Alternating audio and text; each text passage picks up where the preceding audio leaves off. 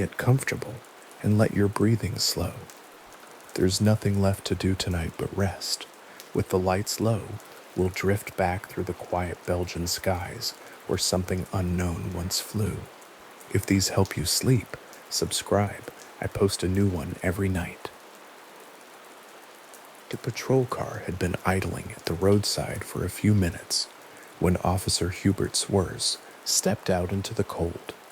It was the evening of November 29th, 1989. The road outside Upien ran straight through flat countryside, the kind of darkness that settles over eastern Belgium in late November with a particular completeness. No ambient glow from any city large enough to soften the sky, just the orange warmth of a few distant streetlights at the edge of town and the open dark beyond them. Swers and his colleague Heinrich Nickel, both gendarmerie officers on routine patrol, had stopped because something above the fields to their north had caught their attention. It was large. It was moving slowly. It made no sound. The object they observed that evening carried 3 white lights, one at each of its corners, and at its center a single red light that pulsed with a steady, unhurried rhythm. The shape those lights defined was triangular, not the elongated triangular silhouette of a swept-wing aircraft banking at altitude, but a broad, deliberate triangle, its geometry clear and consistent as it drifted low over the fields. The 2 officers stood beside their vehicle and watched. The object continued on its path without acceleration, without deviation, and without producing any mechanical sound that either man could detect in the cold, still air around them. They remained in that position, watching, for an estimated 30 minutes. Nickel and Swers were trained observers. Their professional daily experience involved exactly the kind of careful attention to the world around them that the evening required, noting details, estimating distances, establishing facts from direct observation. What Swers saw above those fields and what Nickel saw from the same roadside position did not match any aircraft either officer had knowledge of from their professional or personal experience. After the observation concluded and the object had moved beyond their sight, both men returned to their duties. In the hours and days that followed, they each prepared official written reports describing what they had seen, the triangle, the lights, the altitude, the silence, and submitted those reports through proper channels to their superiors. The documents survived.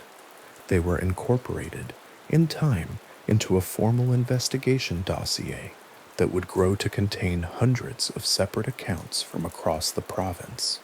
The specific combination of lights the officers described that evening, 3 white, 1 pulsing red, arranged in a triangular pattern, was not a configuration that matched any civilian or military aircraft lighting standard in use at the time. Aviation lighting conventions exist for identifiable reasons. They allow observers on the ground and pilots in adjacent aircraft to read the position, orientation, and movement of an airborne vehicle from its visible lights alone. A green light on the right wing, a red light on the left, a white tail light, and a strobing beacon. These are conventions from which trained observers can extract real information. The pattern Nickel and Swers described extracted no such information. It described something that did not fit the existing categories. 2 officers noted this in writing, in official documents, with their names attached, and those documents were filed and preserved.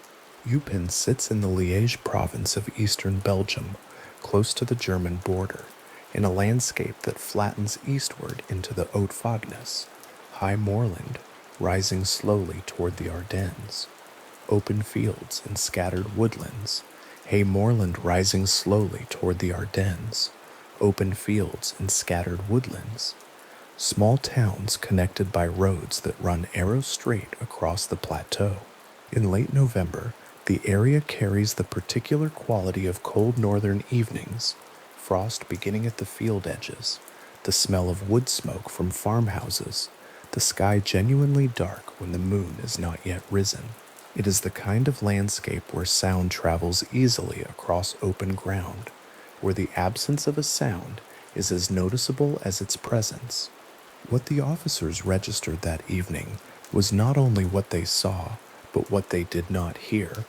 An object of that apparent size, at that apparent altitude, should have produced some acoustical evidence of its passage. Rotary aircraft generate a very particular noise. Fixed-wing aircraft at low altitude generate engine sound that carries the object. Nickel and Swears, watched for 30 minutes, produced none of this. The air around it was simply still. Over the following hours, as the object or objects, similar descriptions would emerge from enough separate locations that investigators would eventually be cautious about assuming they were all observing the same single craft. Moved through the sky above eastern Belgium, reports began arriving from other towns in the area. Lonson, a small municipality a few kilometers northeast of Eupen, produced its own witnesses that same evening. Balen, which lies to the south of Eupen, where the Vesdre River valley deepens before the land rises again toward the moors, produced more in the rural stretches between these towns, on the minor roads that cross the open farmland near the German border, or independent witnesses who had no contact with one another that evening and no knowledge of what was being observed in adjacent locations, looked up and described, in accounts compiled separately and later, the same low triangular shape carrying the same configuration of lights. The geographic spread of sightings across that single evening was one of the features that would later carry weight in the formal investigation. A single witness misidentifying a known object is a straightforward proposition. Two witnesses at different locations, independently, misidentifying the same known object in the same way begins to require more explanation. Multiple independent witnesses, distributed across several separate towns and the countryside between them, producing descriptions that agree with one another in specific visual detail. The triangle, the three white corner lights, the pulsing red center, the low altitude, the complete silence, and doing so without any apparent contact with one another begins to be a different kind of problem. It is not a problem that necessarily resolves easily in any direction. It is simply a fact about what happened that evening. The reports came from many separate places, and they described the same thing. The altitude estimates gathered from the various witnesses that evening clustered between 200 and 300 meters above ground level. This is low. It is low enough that the dimensions of an object at that height, against a dark sky, would be clearly apparent to any observer who looked directly at it. An object at 300 meters altitude subtends a meaningful angle in the visual field. If that object carries lights at its periphery, the distance between those lights can be estimated by a careful observer, not with precision, but with enough accuracy to give a reasonable impression of scale. Witnesses across the Eupen area that evening, working from direct observation of an object they could see against the sky, estimated its size as large. Not the scale of a small private aircraft, not the scale of a commercial single-engine plane. Something considerably broader than either of those things, moving at an altitude where its width relative to the sky was plainly visible to anyone who stood in the open and looked up. The gendarmerie reports that emerged from that evening contained these estimates, alongside the witness names, ranks where applicable, and the times and locations of observation.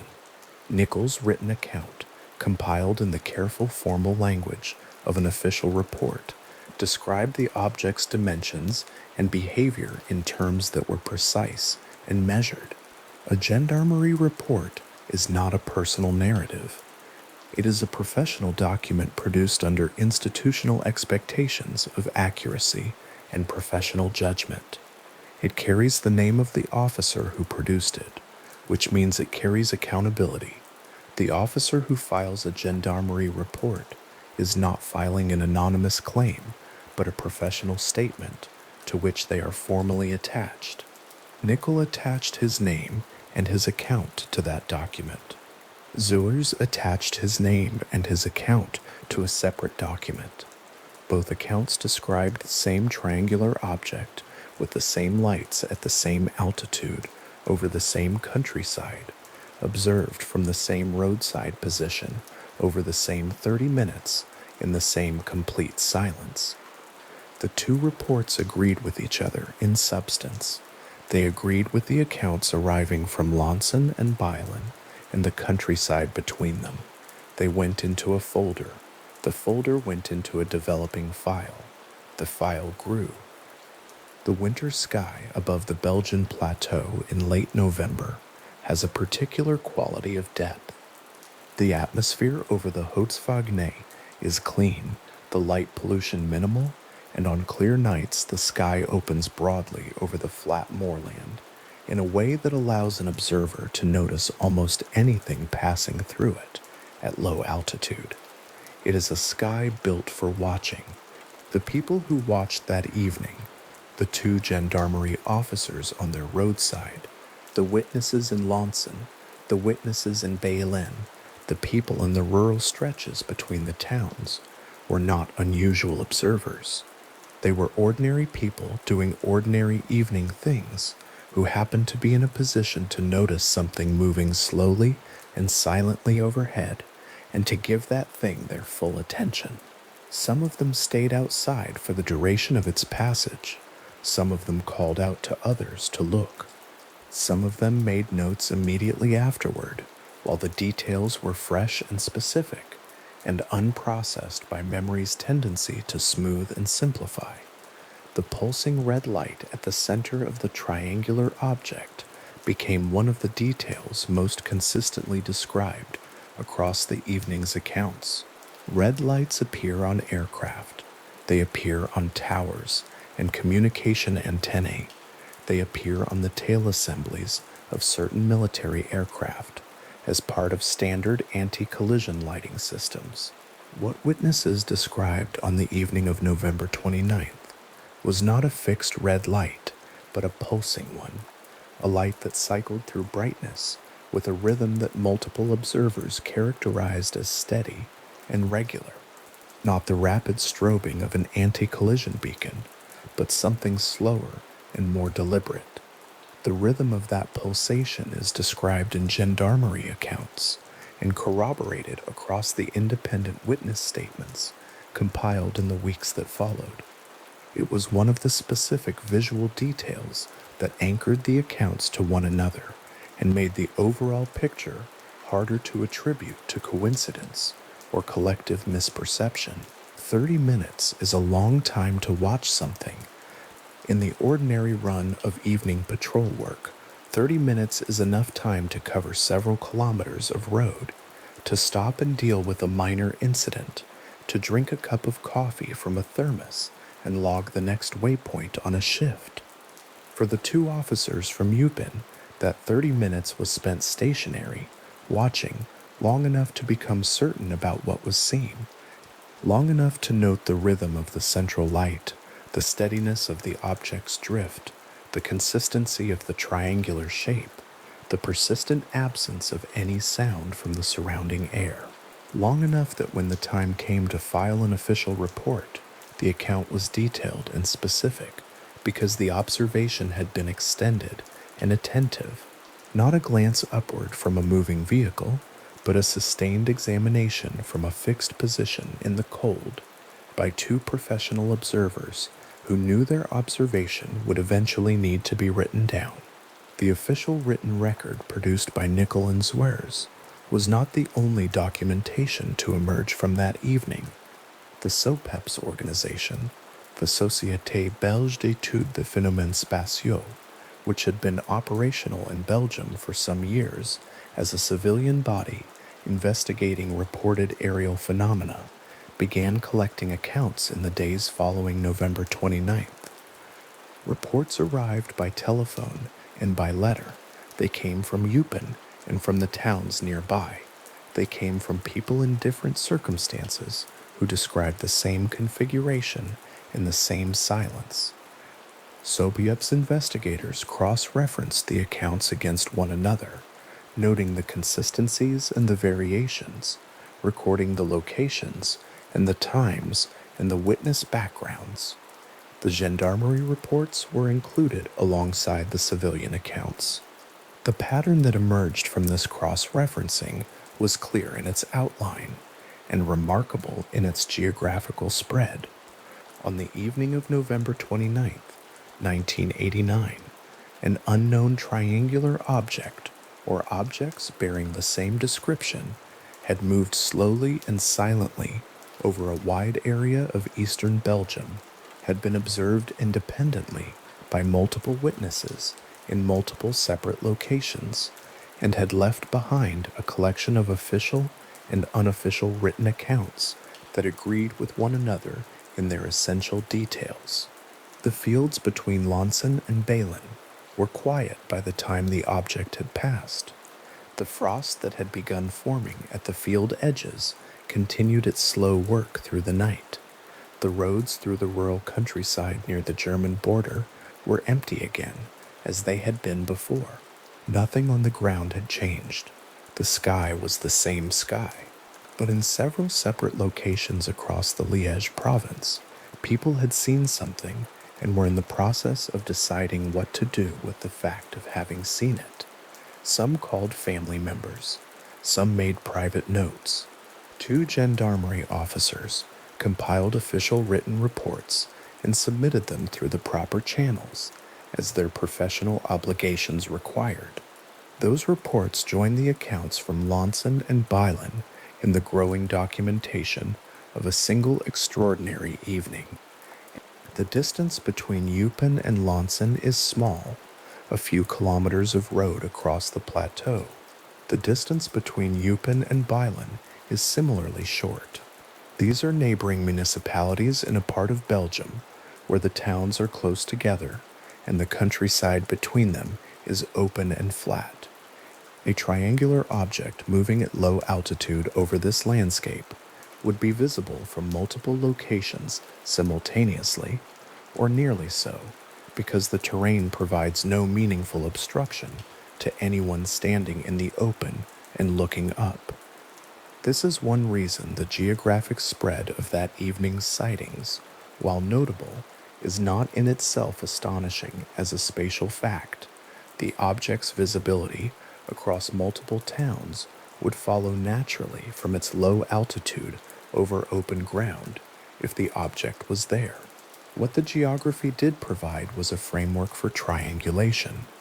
Accounts from multiple separate positions describing an object at different angles of observation, allowing investigators to make rough estimates of the object's size and trajectory from the distribution of witness locations and the direction each witness reported seeing it. From the perspective of the investigators, who would eventually work through the accumulated material, the November 29th accounts had a quality that distinguished them from many UFO reports.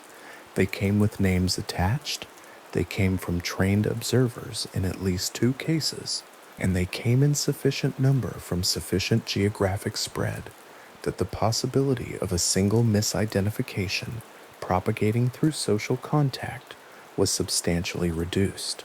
People in Lonson had not called people in Eupen and described what to report. People in Balen had not read an account in a newspaper and modeled their own experience on it. The reports were independent, contemporaneous, and described the same thing in the same terms from different vantage points on the same evening. This is not a guarantee of accuracy. Memory is complex, observation is limited by human perceptual capacity, and independent witnesses can independently misidentify the same phenomenon in the same way. It is, however, a data structure that investigators working from physical evidence and documentation find considerably more informative than a single account from a single location. The gendarmerie, as an organization, did not dismiss the reports.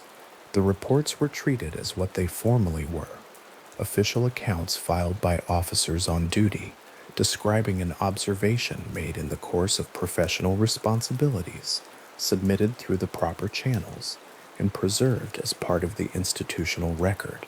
This is, in its own quiet way, significant.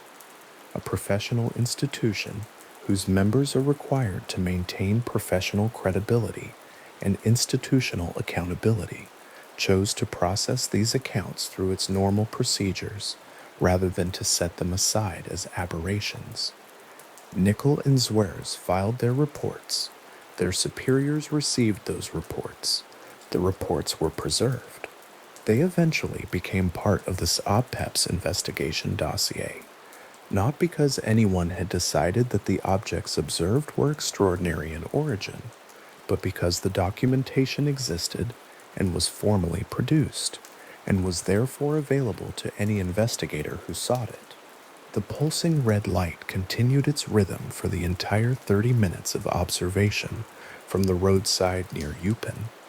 This is another detail worth resting with for a moment. A light that pulses at a consistent rhythm over 30 minutes of continuous observation is not a momentary impression or a brief visual ambiguity. It is a sustained observable fact, noted by two separate observers from the same position, consistent throughout the observation period, and recorded in writing. The rhythm of that light, described as steady and unhurried, not frantic or irregular, is part of what gave the object, to those watching it, a quality of deliberateness rather than distress. It was not a failing aircraft broadcasting emergency lights. It was not the random flicker of a distant source in atmospheric disturbance. It was a steady pulse, maintained for 30 minutes in the clear, cold air over the fields east of Eupen against the dark Belgian sky. The silence was perhaps the most persistent impression.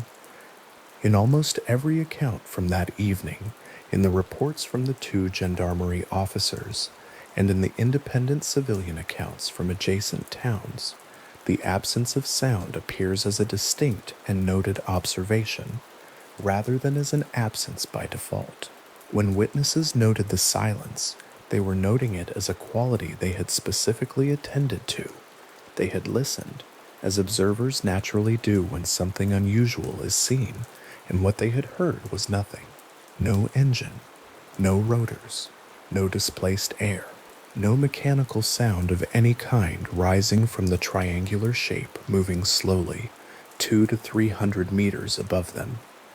In the acoustic conditions of a cold, still late November evening over open countryside, sound carries well. A helicopter at that altitude would be audible at considerable distance. A fixed-wing aircraft at that altitude would be audible to anyone in the open below it. What the witnesses heard was the surrounding fields, the slight movement of air through nearby vegetation, and whatever ordinary background sounds belong to the Belgian plateau on a winter evening. The triangular shape above them added nothing to that soundscape. It moved through it without disturbance.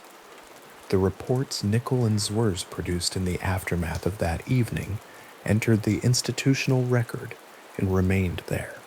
They were real documents, physically produced, with dates and names and locations and specific descriptions attached.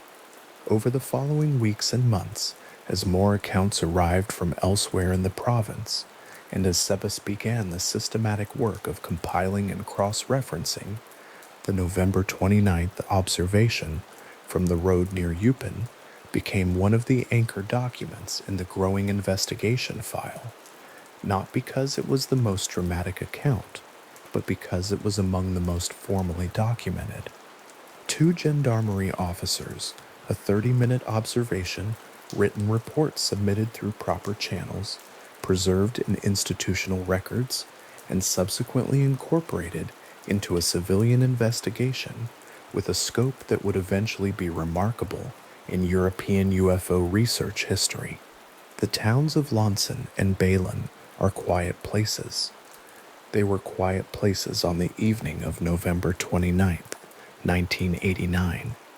The countryside between them and Eupen, the flat fields extending toward the German border in the gathering dark, was quiet in the way that countryside on a late autumn evening is quiet, settled into the specific stillness of the end of the day, the last of the working light gone, the first cold of the night coming in from the east.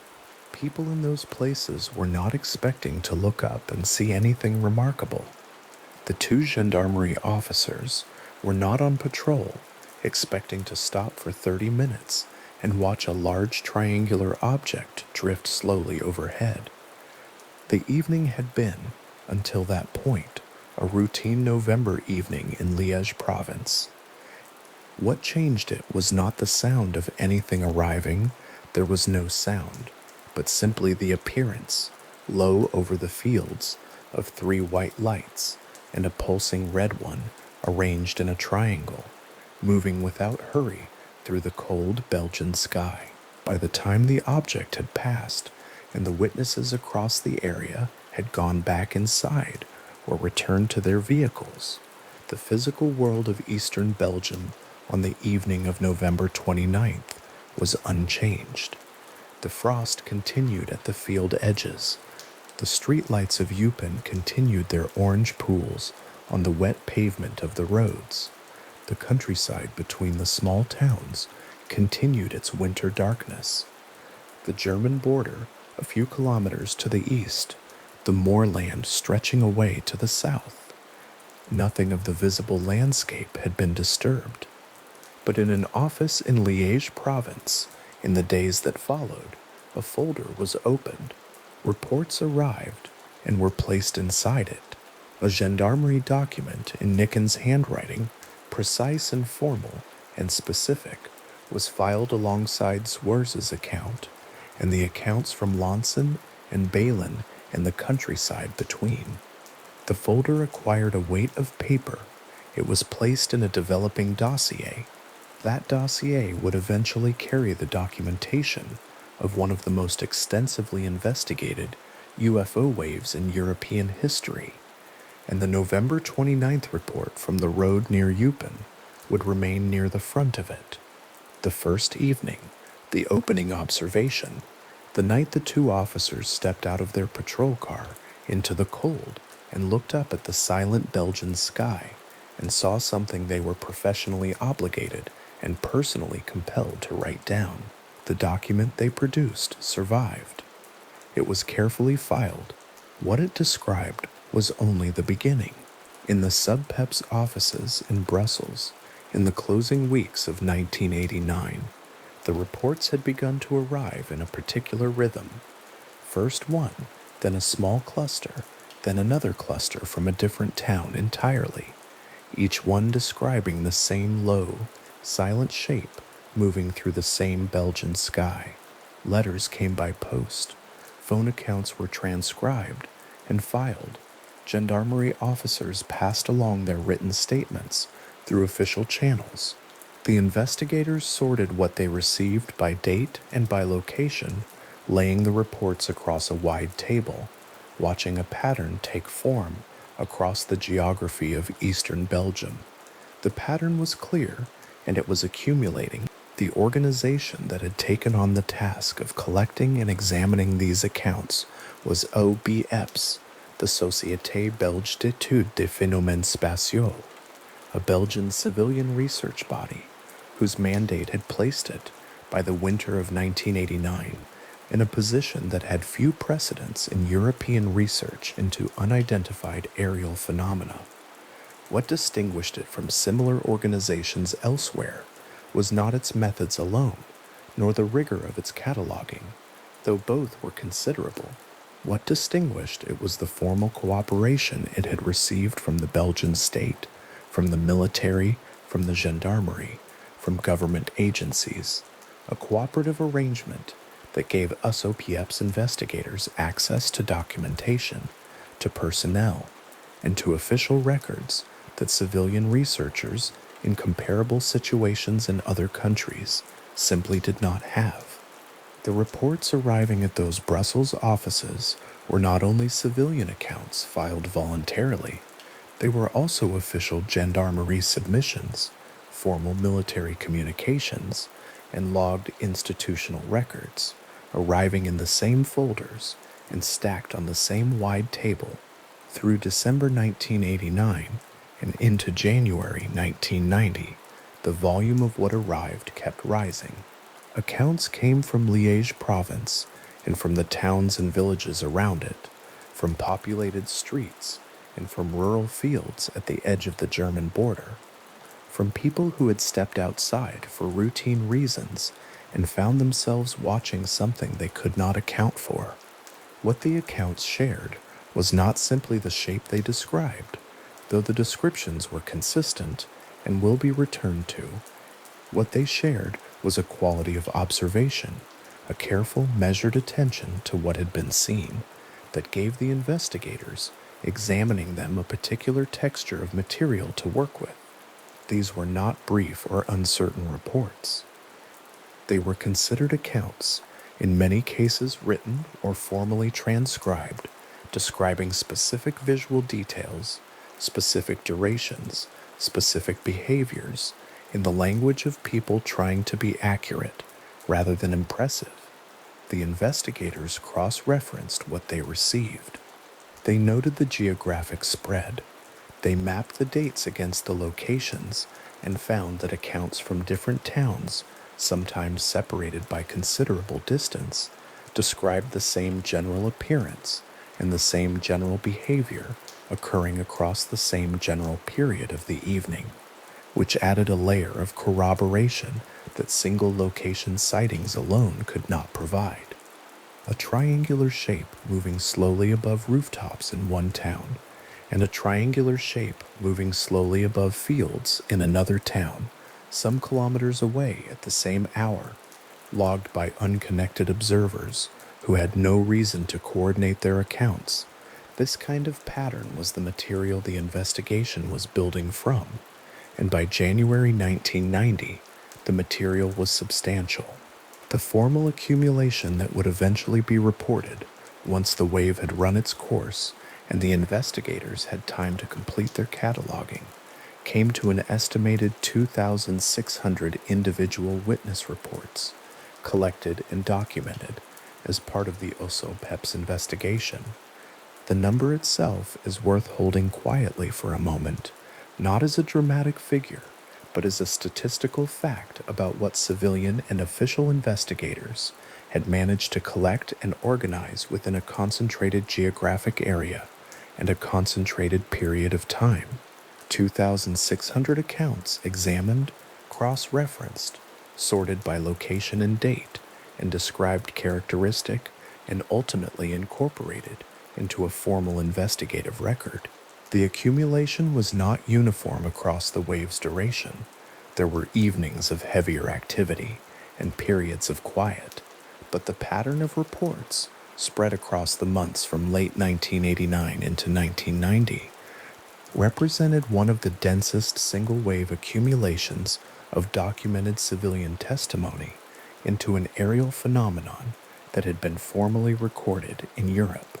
The investigators knew this, and they worked with that knowledge as context for everything they were examining. What the accounts described, taken in aggregate, was a series of behaviors that the investigators found consistently difficult to align with the characteristics of known aircraft. Low-altitude flight over populated areas was one such behavior. The triangular object described in many accounts was not moving at the margins of the sky, high and distant, but was reported as relatively close to the ground, crossing above residential neighborhoods and rural roads at heights that witnesses characterized as well below what would be expected of a conventional fixed-wing aircraft in normal operation. Some accounts described the object hovering or coming close to hovering, nearly stationary in the air above a specific location for a duration of several minutes, holding its position in a way that further separated it from the flight profile of any aircraft type the investigators had reference to. Gendarmerie reports from multiple separate locations described this hovering or near stationary behavior independently, logged in official accounts by officers trained in precise observation and formal documentation. The investigators working through those gendarmerie reports paid particular attention to the consistency of the low-altitude detail. A conventional fixed-wing aircraft maintaining near-stationary flight at low altitude in calm conditions faces aerodynamic constraints that make such behavior extremely difficult to produce, and even more difficult to sustain. The accounts described the object doing this without apparent difficulty and without producing the rotor noise or mechanical sound that would be expected from a rotary aircraft, a helicopter, for instance, operating at comparable altitude and comparable near-stationary conditions. The silence or near silence reported in so many accounts was itself a feature the investigators returned to repeatedly, because it was not a peripheral detail, but a central characteristic described by witnesses who were close enough to the object that the absence of sound was itself notable, and to many of them unexpected.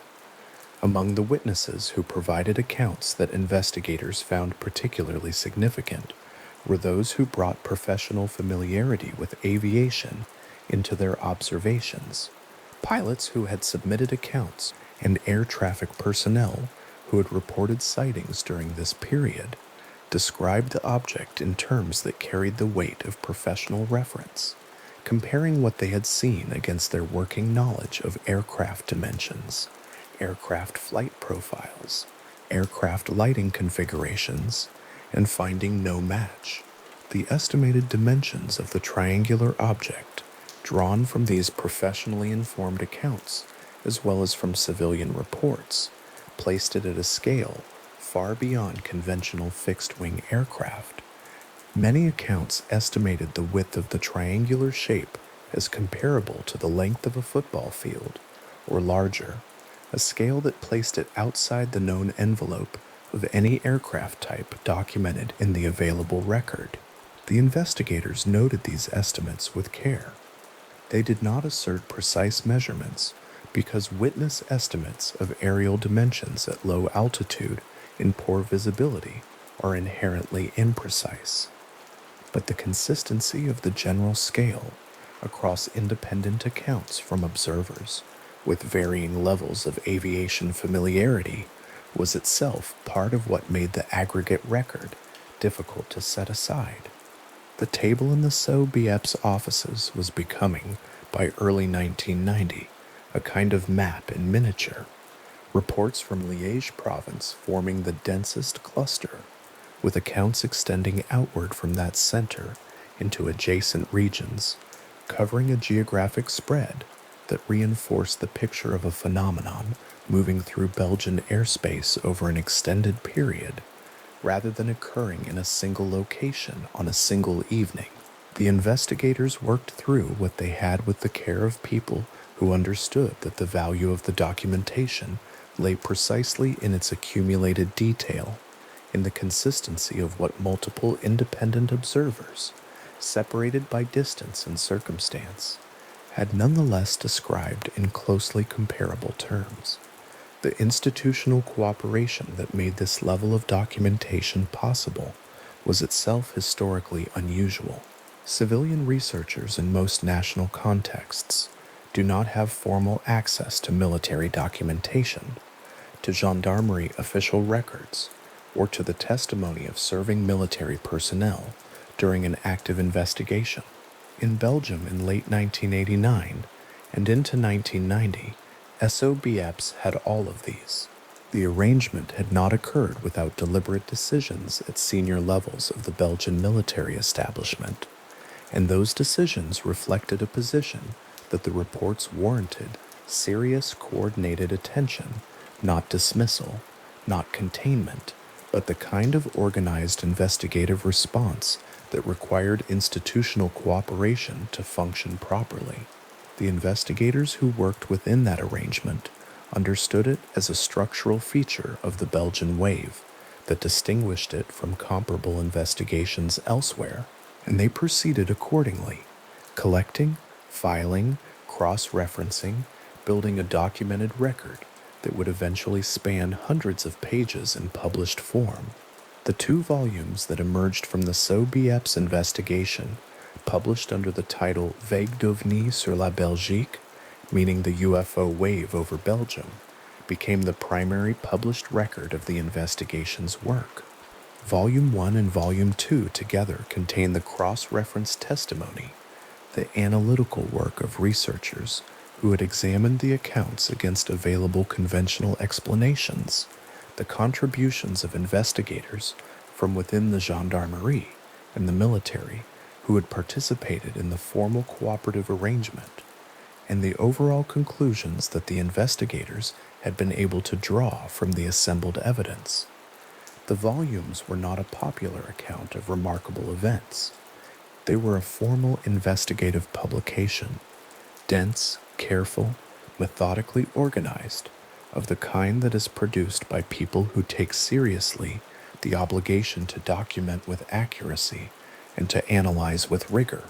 They sat on shelves in research institutions and in the archives of investigators who had worked the case, and they remained the foundational record of the wave for researchers who came to the subject afterward. Within the Belgian military establishment, the response to the accumulating reports had its own institutional character. The gendarmerie had been collecting and filing its officers' accounts from the wave's opening nights. The Belgian Air Force was aware of the civilian reporting and of the gendarmerie documentation, and by early 1990, the public position of the Belgian military had moved to a point that was in the context of NATO nations' engagement with unidentified aerial phenomena without straightforward precedent. General Baudouin, the Chief of Staff of the Belgian Air Force, made a public statement confirming that military authorities were taking the reports seriously and were cooperating with the civilian investigators at SOBEPS. This was not a qualified or reluctant acknowledgement. It was a direct institutional statement by a senior military officer in a NATO member nation that unidentified aerial phenomena were under active official investigation, and that the military had no explanation to offer for what the reports described. The significance of General Baudouin's statement rested not only in what it said, but in what it represented structurally. NATO nations during the Cold War period and in the years following it maintained, with few exceptions, a consistent pattern of official disengagement from public discussion of unidentified aerial phenomena, whatever the private disposition of military investigators on such questions might have been. A senior general appearing before the public to confirm active military investigation and to acknowledge the absence of a conventional explanation was a departure from that pattern, calm and measured in its delivery, but clear in its meaning. The Belgian Air Force was not in a position to tell the public what was moving through Belgian airspace. It was, however, willing to say so publicly and to commit its institutional resources to cooperating with the civilian investigation that was working to document it. The effect of that public commitment was felt in the investigative work itself, as OBEP's investigators, who needed access to serving military personnel for interviews, found that access available through the formal cooperation arrangement. Gendarmerie reports that would otherwise have remained internal official documents moved through channels into the investigation's files. Radar data and other instrumental records, when they became relevant later in the wave, were not withheld behind institutional barriers, but were made available in forms that civilian researchers and independent analysts could work with. The transparency was not absolute. Institutional limits remained, but the degree of openness was sufficient to give the investigation a documentary foundation that few comparable efforts elsewhere had been able to establish. Through February 1990, the accounts kept arriving. The wave had not broken.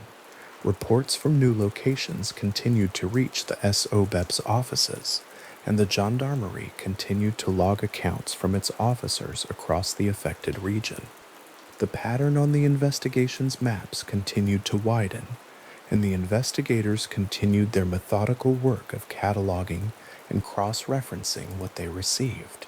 The accumulated record was already, by February, large enough to constitute a significant body of documentation in its own right, not proof of any specific explanation, but proof that something had been reported, widely and consistently, by a large number of independent observers across a substantial geographic area, and that the reports shared enough common features to make the hypothesis of random individual misidentification increasingly inadequate as a general account of what was being documented. The investigators understood that accumulation of testimony alone does not resolve the questions the testimony raises. They were not in a position, from witness accounts however numerous and however consistent, to establish with certainty what was causing what so many people were reporting. The witness record described specific visual and behavioral characteristics with considerable consistency. It did not, and could not, by itself establish the nature of what was being observed. For that, the investigation needed instrumental evidence, radar data, physical measurements, something that could be analyzed independently of the perceptual limitations and reporting conventions of human observers. By late March 1990, the investigation would receive instrumental evidence of exactly that kind in a form that would make the night of March 30th into the most discussed single event of the entire Belgian wave. The radar stations and the military intercept that followed would generate data in a documented form that could be reproduced, distributed, and analyzed by researchers outside the Belgian military, giving the investigation a different kind of foundation than witness testimony alone could provide. In the weeks before that night, though, the work of the investigation was quieter. The slow accumulation of accounts, the careful filing of gendarmerie reports, the mapping of a pattern that had been building since late November. The SOBEP's investigators working through those stacked reports in the early months of 1990 were doing the kind of unglamorous methodical work that formal investigation requires. Not dramatic, not hurried, but careful and deliberate, building a record out of what witnesses across dozens of towns and villages had taken the trouble to put on paper and send to the people who were trying to understand what they had seen. The map that those reports were building, pencil marks accumulating across the provinces of Liège and into the regions beyond it, was itself a kind of document, a visual record of how widely and how consistently something had been observed moving through Belgian airspace across those winter months. Each mark represented a logged account, a specific observer at a specific location on a specific date, describing a specific appearance and a specific behavior. The marks did not cluster in a single location or along a single corridor. They spread across the geography of eastern Belgium with the unhurried distribution of something that had been seen from many different vantage points by many different observers who had no particular reason to coordinate with one another and who had nonetheless described with considerable consistency the same general shape, moving slowly and silently through the same general region of sky. The investigators had, by March of 1990, compiled a body of documentation that was already substantial enough to constitute a significant investigative record on its own terms.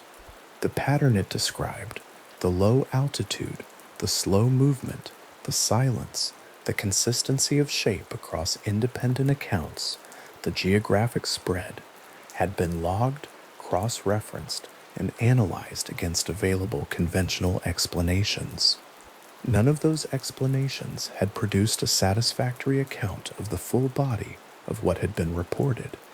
The investigation remained open because the question it had been organized to address remained open. It was into this context, the accumulated witness record, the formal institutional cooperation, the ongoing investigative work, the absence of a conventional explanation for what more than 2,000 people had reported, that the events of late March arrived and added something new to the record. What those events added was not more witness testimony, though witnesses were involved. What they added was data from instruments, from radar systems whose outputs could be reproduced in physical form and given directly to researchers to examine. The radar record that came out of late March would be analyzed for years, not because it resolved the questions the wave had raised, but because it provided a different kind of evidence for the same persistent, unresolved phenomenon that the investigation had been documenting since the reports first began arriving in those Brussels offices in the closing weeks of 1989. General Baudouin's public acknowledgement, a senior officer before cameras and journalists in formal Belgian Air Force uniform, confirming that his institution was engaged in active investigation of something it could not explain, had established that the Belgian wave was not a matter of informal speculation or civilian rumor. It was a matter of official, documented, institutional attention. The military had said, publicly and without qualification, that it was taking the reports seriously, that it was cooperating with the civilian investigation, and that it had no satisfactory explanation for what was being reported. That statement, made in early 1990, was not subsequently revised or withdrawn. It stood as the Belgian Air Force's formal public position on the wave, and it stood on the record alongside the investigative documentation that ASOBEPS had been building since November. In a room somewhere in Brussels, the ASOBEPS files continued to grow. Reports were added to folders already thick with earlier accounts. The cross-reference index was updated as new locations appeared. The map on the investigation's wall accumulated new marks in the penciled geography of the pattern, and the investigators who worked through this material did what investigators do. They kept working, kept filing, kept building the record with the patient attention of people who understood that the value of thorough documentation lies in its availability to whoever later might need to examine it. The question the wave had raised had not been answered. The documentation of everything that had been reported, observed, and measured in connection with it was being preserved with care. Whatever the explanation for the Belgian wave would eventually prove to be, if an explanation emerged, the record of it would exist. The gendarmerie accounts were in their folders. The SUBEPS reports were in their volumes. The institutional correspondence between civilian investigators and military authorities was in its files. The map with its accumulating marks was held in the archive. The geography of the pattern clear across its surface. The winter months of 1989 into 1990 preserved in the spread of penciled notations across the provinces of eastern Belgium. General Baudouin's statement had made one thing plain, and the statement remained on the public record without revision. The Belgian Air Force, one of the military institutions of a NATO member nation with full access to the classified aircraft inventories and operational records of allied nations, had examined what was being reported and had found no conventional account adequate to it. The reports described something. What that something was, the investigation had not been able to determine, and so the investigation continued, and the files continued to grow, and the map on the wall continued to accumulate its marks. each one a point in the documented record of a phenomenon that had been moving through Belgian airspace since a late November evening when two officers had stopped their patrol vehicle on a dark road outside Eupen and watched a silent shape drift slowly overhead for 30 minutes, and then had sat down and written what they had seen in careful official terms and filed their report with their superiors and waited to see what the investigation would make of it. That report was now in the EUEPEP's dossier, alongside hundreds of others. The investigation that had received it was still working.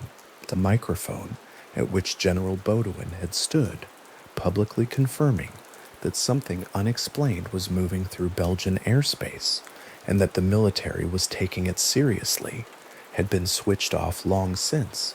The cameras had gone, the journalists had filed their stories, but the statement remained part of the institutional record of one of the most formally documented and officially acknowledged aerial phenomena in European history, a moment of institutional openness from a NATO military that had said plainly and without performance that it did not know what was in its own sky, and that it thought it important enough to say so. The room in which the SubBeps investigators continued to work was in the early months of 1990, a quiet room. The work of careful documentation is quiet work. Reports were read, notes were made, folders were labeled and stacked. The accumulation was steady, patient, and thorough, the kind of work that produces, over time, a record that can outlast the moment it was built in, and that can be returned to by researchers who were not present during the events it documents. The investigators were building that record. They did not know, in the early months of 1990, quite what the record would eventually contain by the time the wave had run its course. They knew what it contained so far, which was already a great deal, and they continued, methodically and without urgency, the work of adding to it. The radar room at Glans was quiet in the way that operational rooms are quiet in the small hours. Not empty, not still, but held in a particular kind of concentrated calm, the hum of equipment filling the air below the threshold of conversation, the green light of the display washing over the face of the operator on duty. It was the night of March 30th, moving into the early minutes of March 31st, 1990. Outside, Belgium lay in the dark.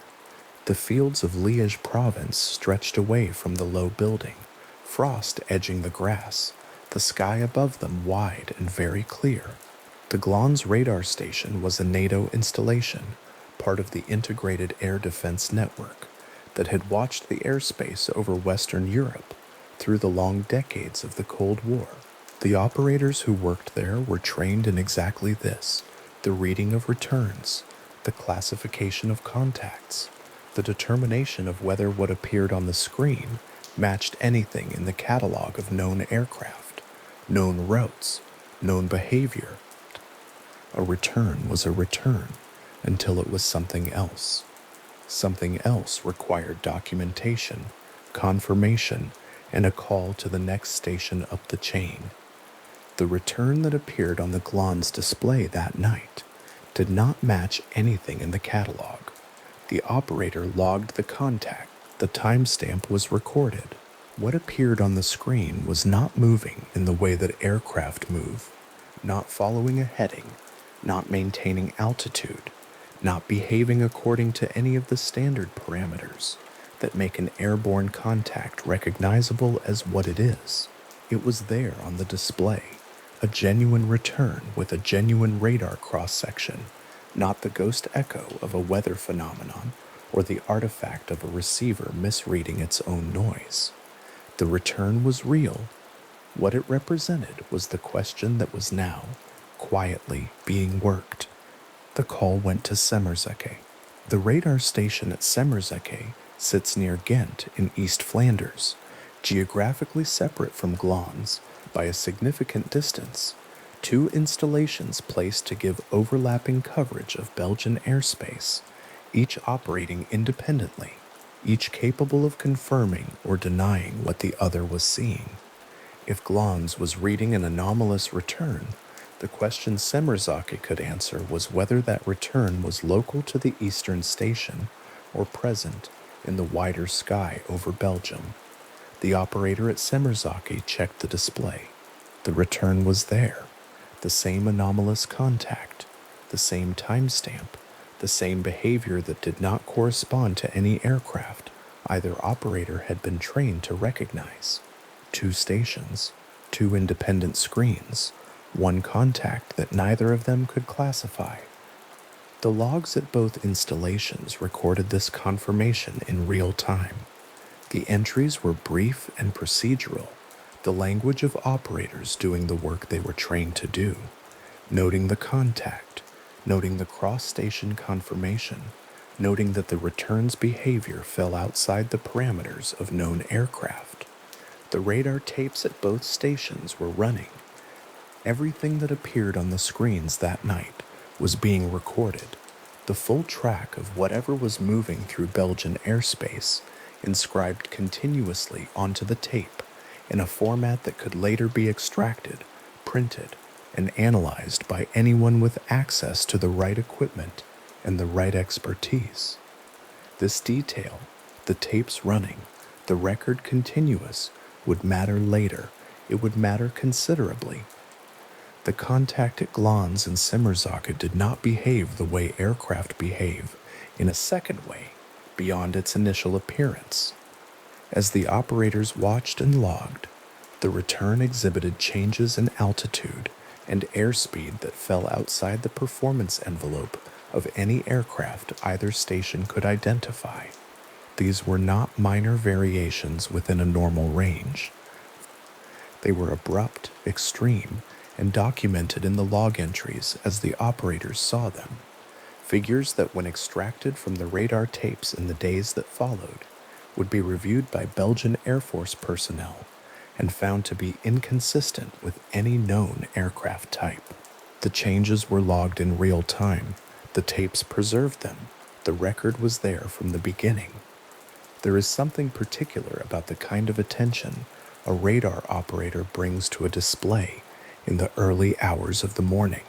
The work is precise and patient, a form of watching that has been formalized into a professional discipline built around the systematic elimination of the known in order to identify the unknown. A return is examined against the catalog.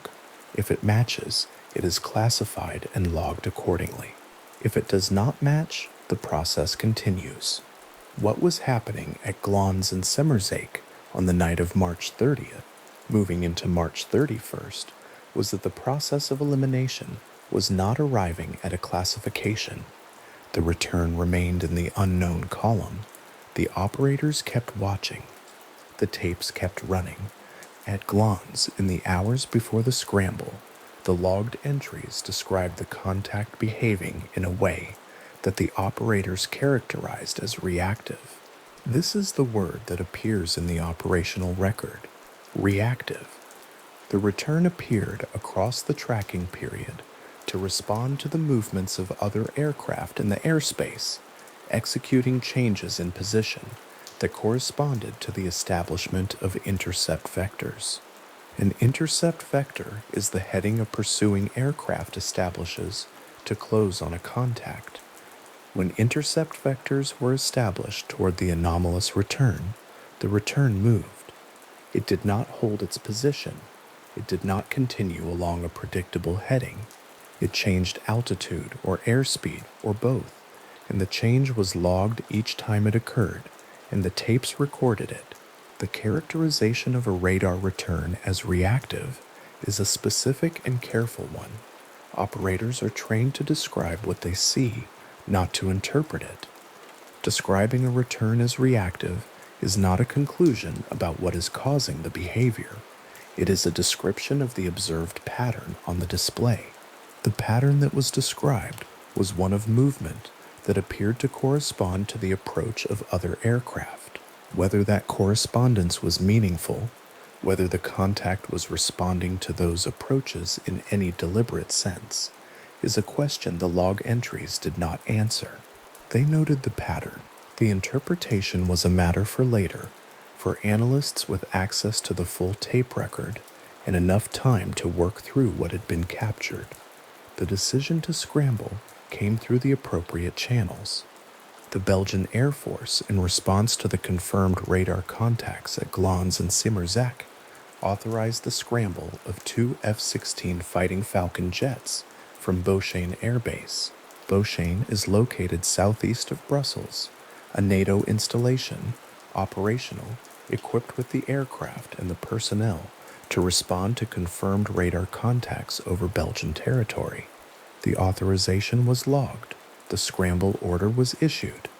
The timestamp was preserved in the official record.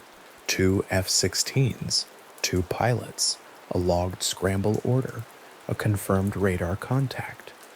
Bavin Air Base in the early hours of a March morning has a particular quality that operational bases carry: the controlled urgency of a machine built to respond, its personnel trained to move from standby to action with a speed that has been practiced until it is automatic. The pilots received the scramble order. The aircraft were prepared. The process of getting two Fighting Falcons airborne from a standing start is a carefully documented one, each step of the pre-flight and departure logged as part of the operational record. Everything that happened at Beauchesne that night was going into the record. The Belgian Air Force was generating in real time one of the most thoroughly documented military responses to an unidentified aerial contact in the history of NATO operations. The F-16 Fighting Falcon is a capable aircraft. In 1990, it was one of the primary interceptors in service with NATO air forces, designed specifically for the work of closing on and identifying airborne contacts at high speed. The Belgian Air Force operated the type with well-trained pilots who understood its systems thoroughly, including the AN/APG-66 fire control radar fitted to the aircraft, a system designed for exactly the task of acquiring, tracking, and locking on to airborne targets. The APG-66 was not a simple instrument. It was a sophisticated fire control system with multiple operating modes, capable of detecting, classifying, and maintaining contact with airborne targets under a wide range of conditions. The two F-16s at Beauchesne had these systems.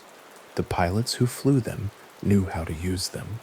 When the scramble order came through and the aircraft were released from the flight line, the combination of pilot skill, aircraft capability, and onboard instrumentation represented a serious and technically sophisticated attempt to close on and identify whatever was generating the anomalous returns at Glans and Simmerzak.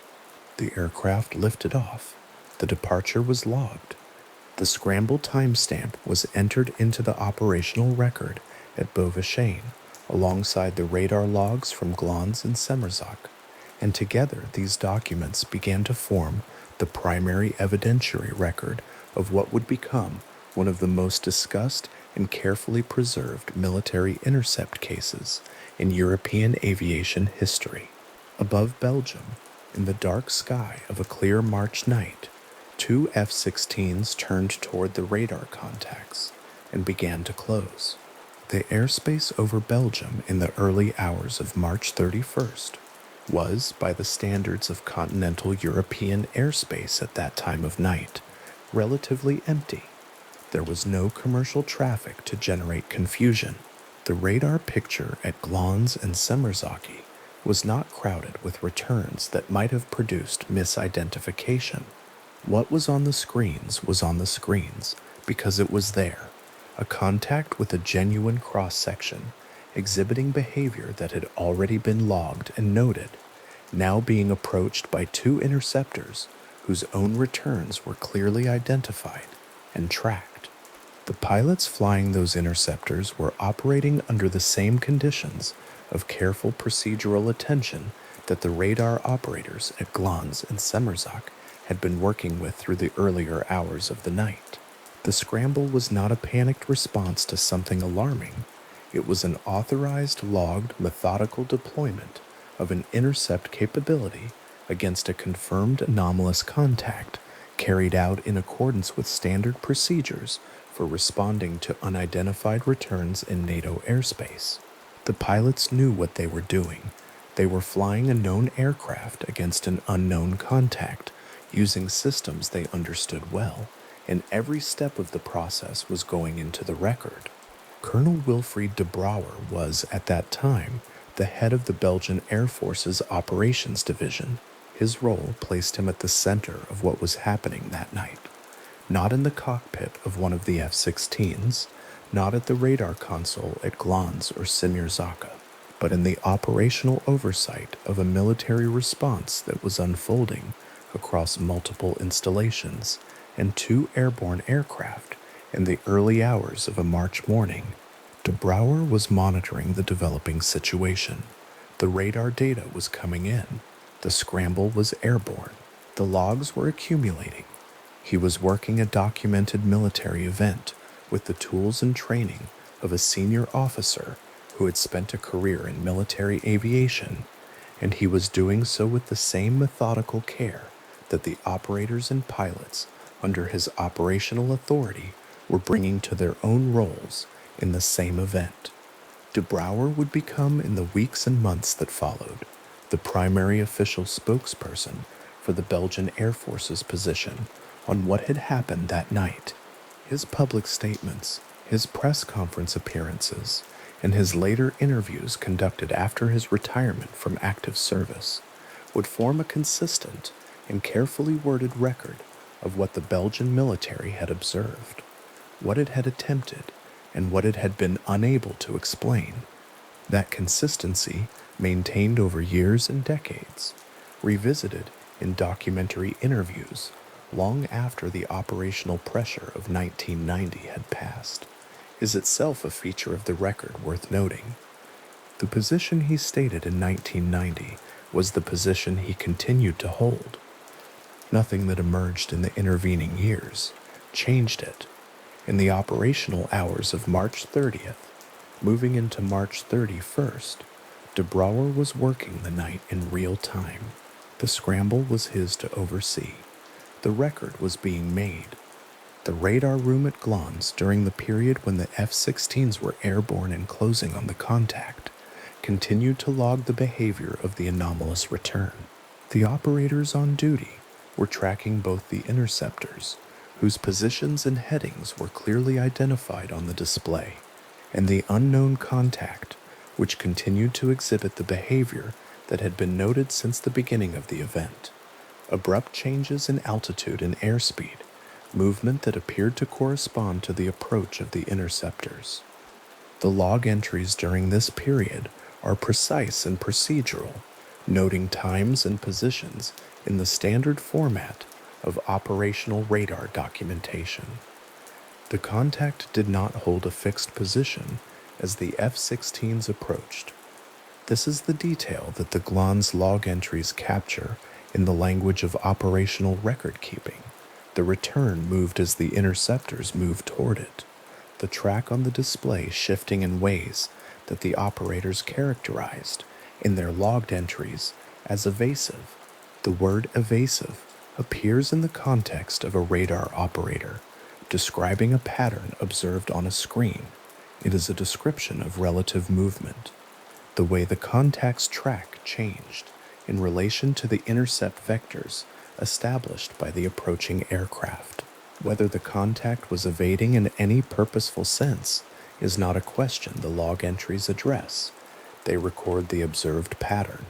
The pattern was one of movement away from establishing intercept positions. There is a quality of patience in following the documented record of a night like this, the way each element contributes to a picture that is being assembled in real time, each logged entry adding a line to a document that will eventually be reviewed, analyzed, and released to a wider audience. The operators at Glans and Semmerzak were not thinking about the historical significance of what they were recording. They were working a shift in the early hours of a March morning, applying the skills they had been trained to apply, and putting their observations into the standardized language of operational documentation. The historical significance was a matter for later. The work in front of them was the immediate and specific task of accurately recording what the screens were showing. What the screens were showing was a contact that did not match the catalog, moving through Belgian airspace in the early hours of March 31st, 1990, with two F-16 interceptors now in the air and closing.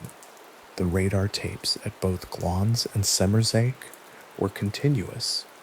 Every return, every heading change, every altitude reading, every speed variation was being inscribed onto the tape in real time as the night progressed.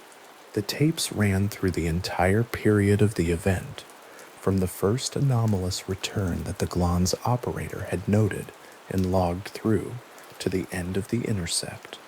This continuity of recording meant that what happened over Belgian airspace that night was not a matter of recollection or reconstruction.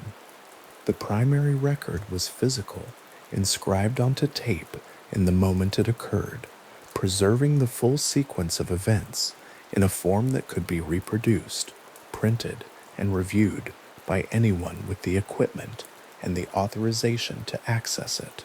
This is the quality that distinguishes the night of March 30th to 31st, 1990, from a great many other documented anomalous events. Not simply that it was observed, and not simply that it was reported, but that it was recorded continuously and instrumentally by two independent NATO radar installations, each generating its own tape record of the same event, each log entry time-stamped and preserved in the standard format of operational military documentation. The Belgian Air Force, in the weeks that followed, would make the decision to release those tapes, not to keep them in a classified archive, not to present them only to internal investigators, but to release printed reproductions of the radar data to the public and to civilian researchers. The decision to do this was itself a significant one, a military institution choosing transparency over the default of classification, making available the primary instrumental record of a night that its own personnel could not explain. That decision and the data it put into the hands of outside analysts would define the evidentiary character of the Belgian wave's most documented single event. On the night itself, those decisions were still ahead. The tapes were running, the F-16s were airborne. The contact was on the Glans and Simmerzaka displays, moving through the dark sky above Belgium in the small hours of a March morning. From Beaufachane, the scramble had been clean. The two fighting Falcons were airborne on a logged departure heading, their own returns clearly visible on the ground radar, their positions tracked and logged as they moved toward the coordinates of the anomalous contact. The pilots were in communication with the ground stations, receiving positional guidance toward the contact, working the intercept in the systematic way that military intercept procedures are designed to support. Everything was procedural. Everything was going into the record. The APG-66 fire control radar aboard each F-16 was a capable system. It was designed to find and hold a contact in the sky above, to acquire, to classify, to lock. The pilots knew its capabilities and its limitations. They were flying trained sorties against a confirmed radar contact that two independent ground stations had been tracking for some time before the scramble was authorized. The conditions for an intercept, ground radar confirmation, two independent stations, a clear sky, capable aircraft, trained pilots, were as favorable as they could reasonably be. As the F-16s moved through the Belgian night toward the contact coordinates, the radar operators at Glans and Semmerzake continued to track both the interceptors and the anomalous return. The log entries from this period record the movements of all three objects, the two clearly identified F-16s and the unclassified contact, in the standard format of contemporaneous operational documentation. The timestamps run in sequence, the positions are noted, the behavior of the contact as the interceptors closed was still exhibiting the pattern of movement that the operators had been logging since the beginning of the event. The contact moved, the interceptors followed, the tapes ran. There is a quality of stillness in the idea of those two F-16s moving through a clear March sky in the small hours of the morning, the deep dark of European airspace at that hour, the instrumented cockpits lit by the cool glow of their displays, the pilots working with the trained focus of people doing a precise and demanding job. Below them, Belgium was dark and mostly asleep. The fields of Liège province lay quiet. The towns between Liège and Ghent were still. And somewhere in that clear dark sky, according to the radar screens at Glans and Semmerzak, there was a contact that did not match anything in the catalog. The scramble and the intercept attempt that followed constitute one of a very small number of formally authorized military responses to an unidentified aerial contact in NATO history during the period of the Cold War. This is not a small detail. The Cold War context of 1990 means that NATO airspace was taken seriously as a security domain, that unidentified contacts were not treated casually, and that the decision to scramble interceptors was not made without confirmed radar data and an established chain of authorization. The scramble that night was not a precaution or a tentative response to a vague report. It was an authorized military operation against a confirmed contact that two independent NATO radar stations had been tracking and logging for an extended period before the aircraft were released from Beaufchene. The log at Beaufchene recorded the scramble time. The logs at Glans and Semmerzak recorded the cross-station confirmation and the continuing track of the anomalous contact. The logs of the F-16's onboard systems would record what happened when one of the pilots attempted to acquire the contact with the AN/APG-66. All of these logs from all of these sources would eventually be compiled into a single operational record. The Belgian Air Force's documented account of what had happened on the night of March 30th to 31st, 1990, Colonel de Brouwer, overseeing the operation from his position at the head of the Belgian Air Force's Operations Division, was working through this documentation as it was generated.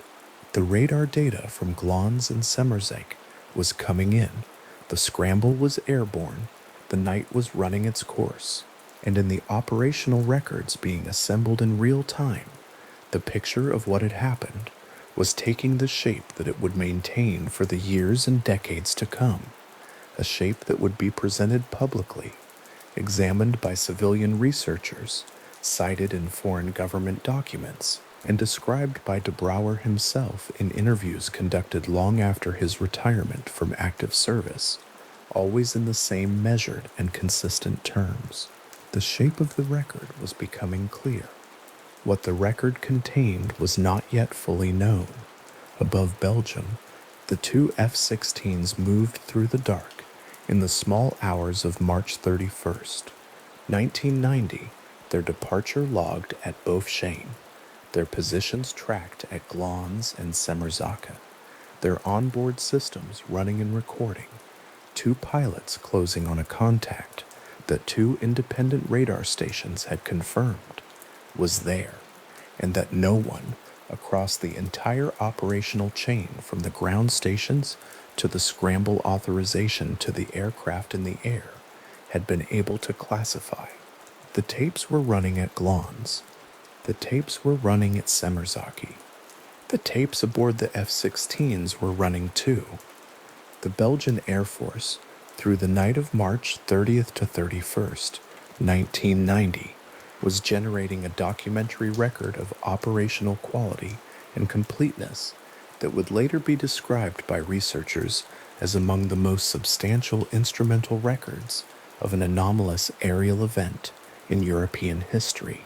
That record existed because the institutions involved, the radar stations, the Air Force Operations Division, the pilots in their aircraft, were doing exactly what they were designed to do, logging everything in the standardized format of professional military documentation, the tapes running continuously through an event that none of the participants could explain.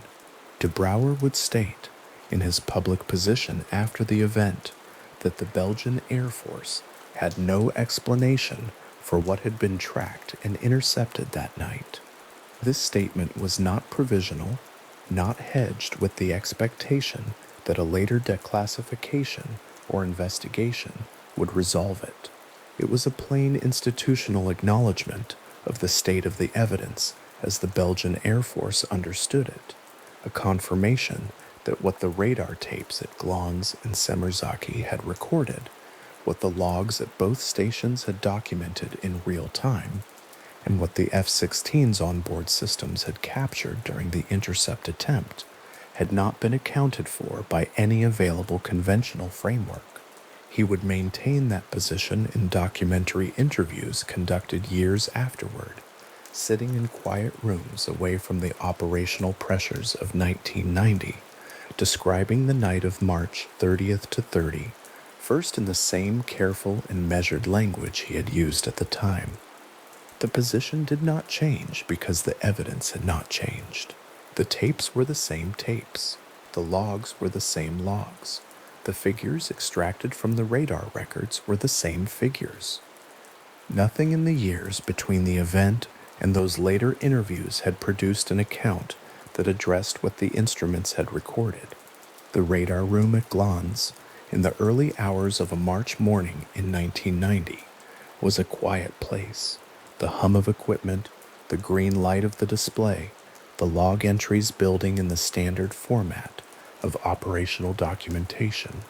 The two F-16s from Beauchesne were airborne in the dark sky above Belgium, their departure recorded, their positions tracked, their onboard systems running and recording. The anomalous contact was on the screens at both ground stations, its behavior logged, its track preserved on tape. Two military pilots were now flying towards something their radar said was there. The logs would confirm this. The tapes would confirm this. The operational record at Beauchesne and at Glans and at Semerzaki and in the onboard systems of the two F-16s moving through the Belgian night sky was accumulating into a documentary account of a night that would remain in the formal conclusion of the Belgian military, unexplained. The intercept was underway. The record was being made. And somewhere in the clear dark sky above Belgium, according to two independent radar stations, whose tapes were running and whose log entries were time-stamped and preserved, a contact that matched nothing in the catalog was moving through the night. The two F-16s from Beauchesne lifted off and climbed into that dark, and the logs recorded it, and the tapes ran on, and the night continued.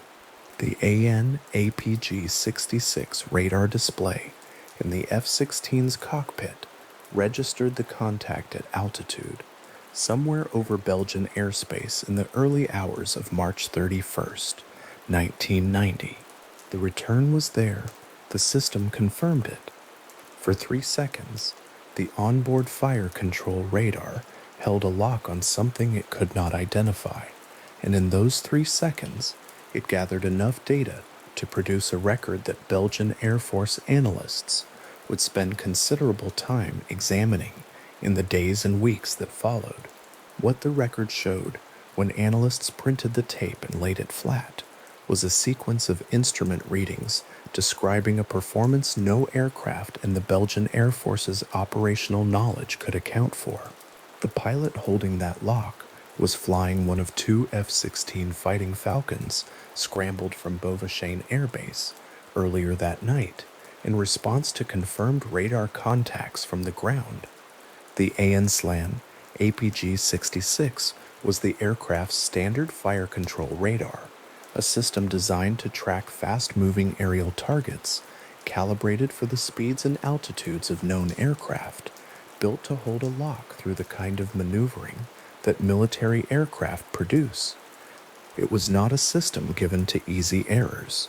When it registered a contact and held a lock, that lock was based on a genuine return, a real object with a real radar cross-section, reflecting the radar's signal back to the receiver.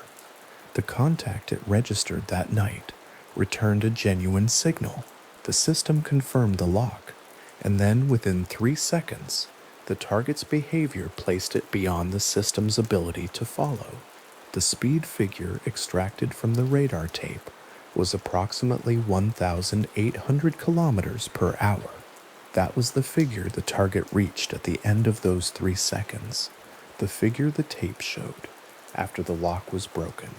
What the tape also showed was where the target had been at the beginning of those same 3 seconds, moving at approximately 280 kilometers per hour. The gap between those two numbers is the detail that Belgian Air Force analysts returned to repeatedly in their examination of the data. An acceleration from 280 to 1,800 kilometers per hour was not a figure that fit within the performance parameters of any aircraft in service in 1990 or any aircraft whose existence had been publicly acknowledged by any Air Force operating in Western Europe at that time. The tape did not describe a fast aircraft. It described an acceleration. Belgian Air Force officials who reviewed the data used a specific phrase in their public statements. The recorded performance was fundamentally inconsistent with the structural and physiological tolerances of any known aircraft and its occupants. The structural argument was straightforward. No airframe certified for human flight was designed to withstand the forces that the recorded acceleration would produce. The physiological argument followed from it. A human pilot inside a vehicle executing that acceleration would have experienced G-forces well beyond the survival range of a trained military aviator. The tape did not distinguish between what was possible and what was documented. It only showed what the radar recorded. But analysts describing the data to the public noted both dimensions of the problem, that the performance exceeded material limits as well as human ones. The altitude data on the tape was the second dimension of what the 3-second window recorded. At the same time, the target was accelerating through the speed range the tape documented. It was also descending. The recorded drop was from approximately 3,000 meters to approximately 1,700 meters, a simultaneous change in 2 axes, speed and altitude, within the same brief interval. A descent of that magnitude during an acceleration of that rate described a maneuver that did not map onto any recognized flight profile. Aircraft that accelerate tend to climb or hold altitude. The relationship between thrust and lift means that aggressive acceleration in a known aircraft produces upward rather than downward movement. The tape showed both changes occurring together in the same direction the target was apparently moving, as if the physics governing the return on the screen were not the physics the analysts were used to working with. The examination of the radar tape in the days after the intercept was methodical. Belgian Air Force analysts worked through the plotted points on the printed record, measuring the intervals between positions, deriving the speed and altitude figures from the geometric relationships between each successive reading. The tape was not immediately released. There was a period of internal analysis first, a review by personnel familiar with the AN APG-66 system and its known characteristics, an assessment of whether the readings could be attributed to system error, interference, or the kinds of anomalous return that radar operators sometimes call ghost returns. The conclusion of that internal analysis was that the tape reflected a genuine contact. The readings were not dismissed as instrumentation artifacts. They were accepted as representing a real return from a real object whose recorded behavior the system had captured accurately. Auguste Masson, a physicist at the Catholic University of Louvain, was among the independent researchers who received access to the printed radar data through the SOBEPS investigation. His analysis of the acceleration figures and their relationship to known aerodynamic principles was included in the SOBEPS investigation volumes. Working through the data with the same pencil and ruler methodology the Air Force analysts had applied, measuring the intervals, checking the figures, examining the relationship between the plotted points, he arrived at the same speed and altitude numbers the Belgian Air Force had published. His annotations in the margins of the working documents, as the investigation record describes them, show the kind of careful attention that physical data attracts when the numbers it produces are genuinely resistant to conventional framing. He was not confirming a belief. He was working a problem. The problem was that the numbers on the tape did not fit what he knew about what aircraft could do.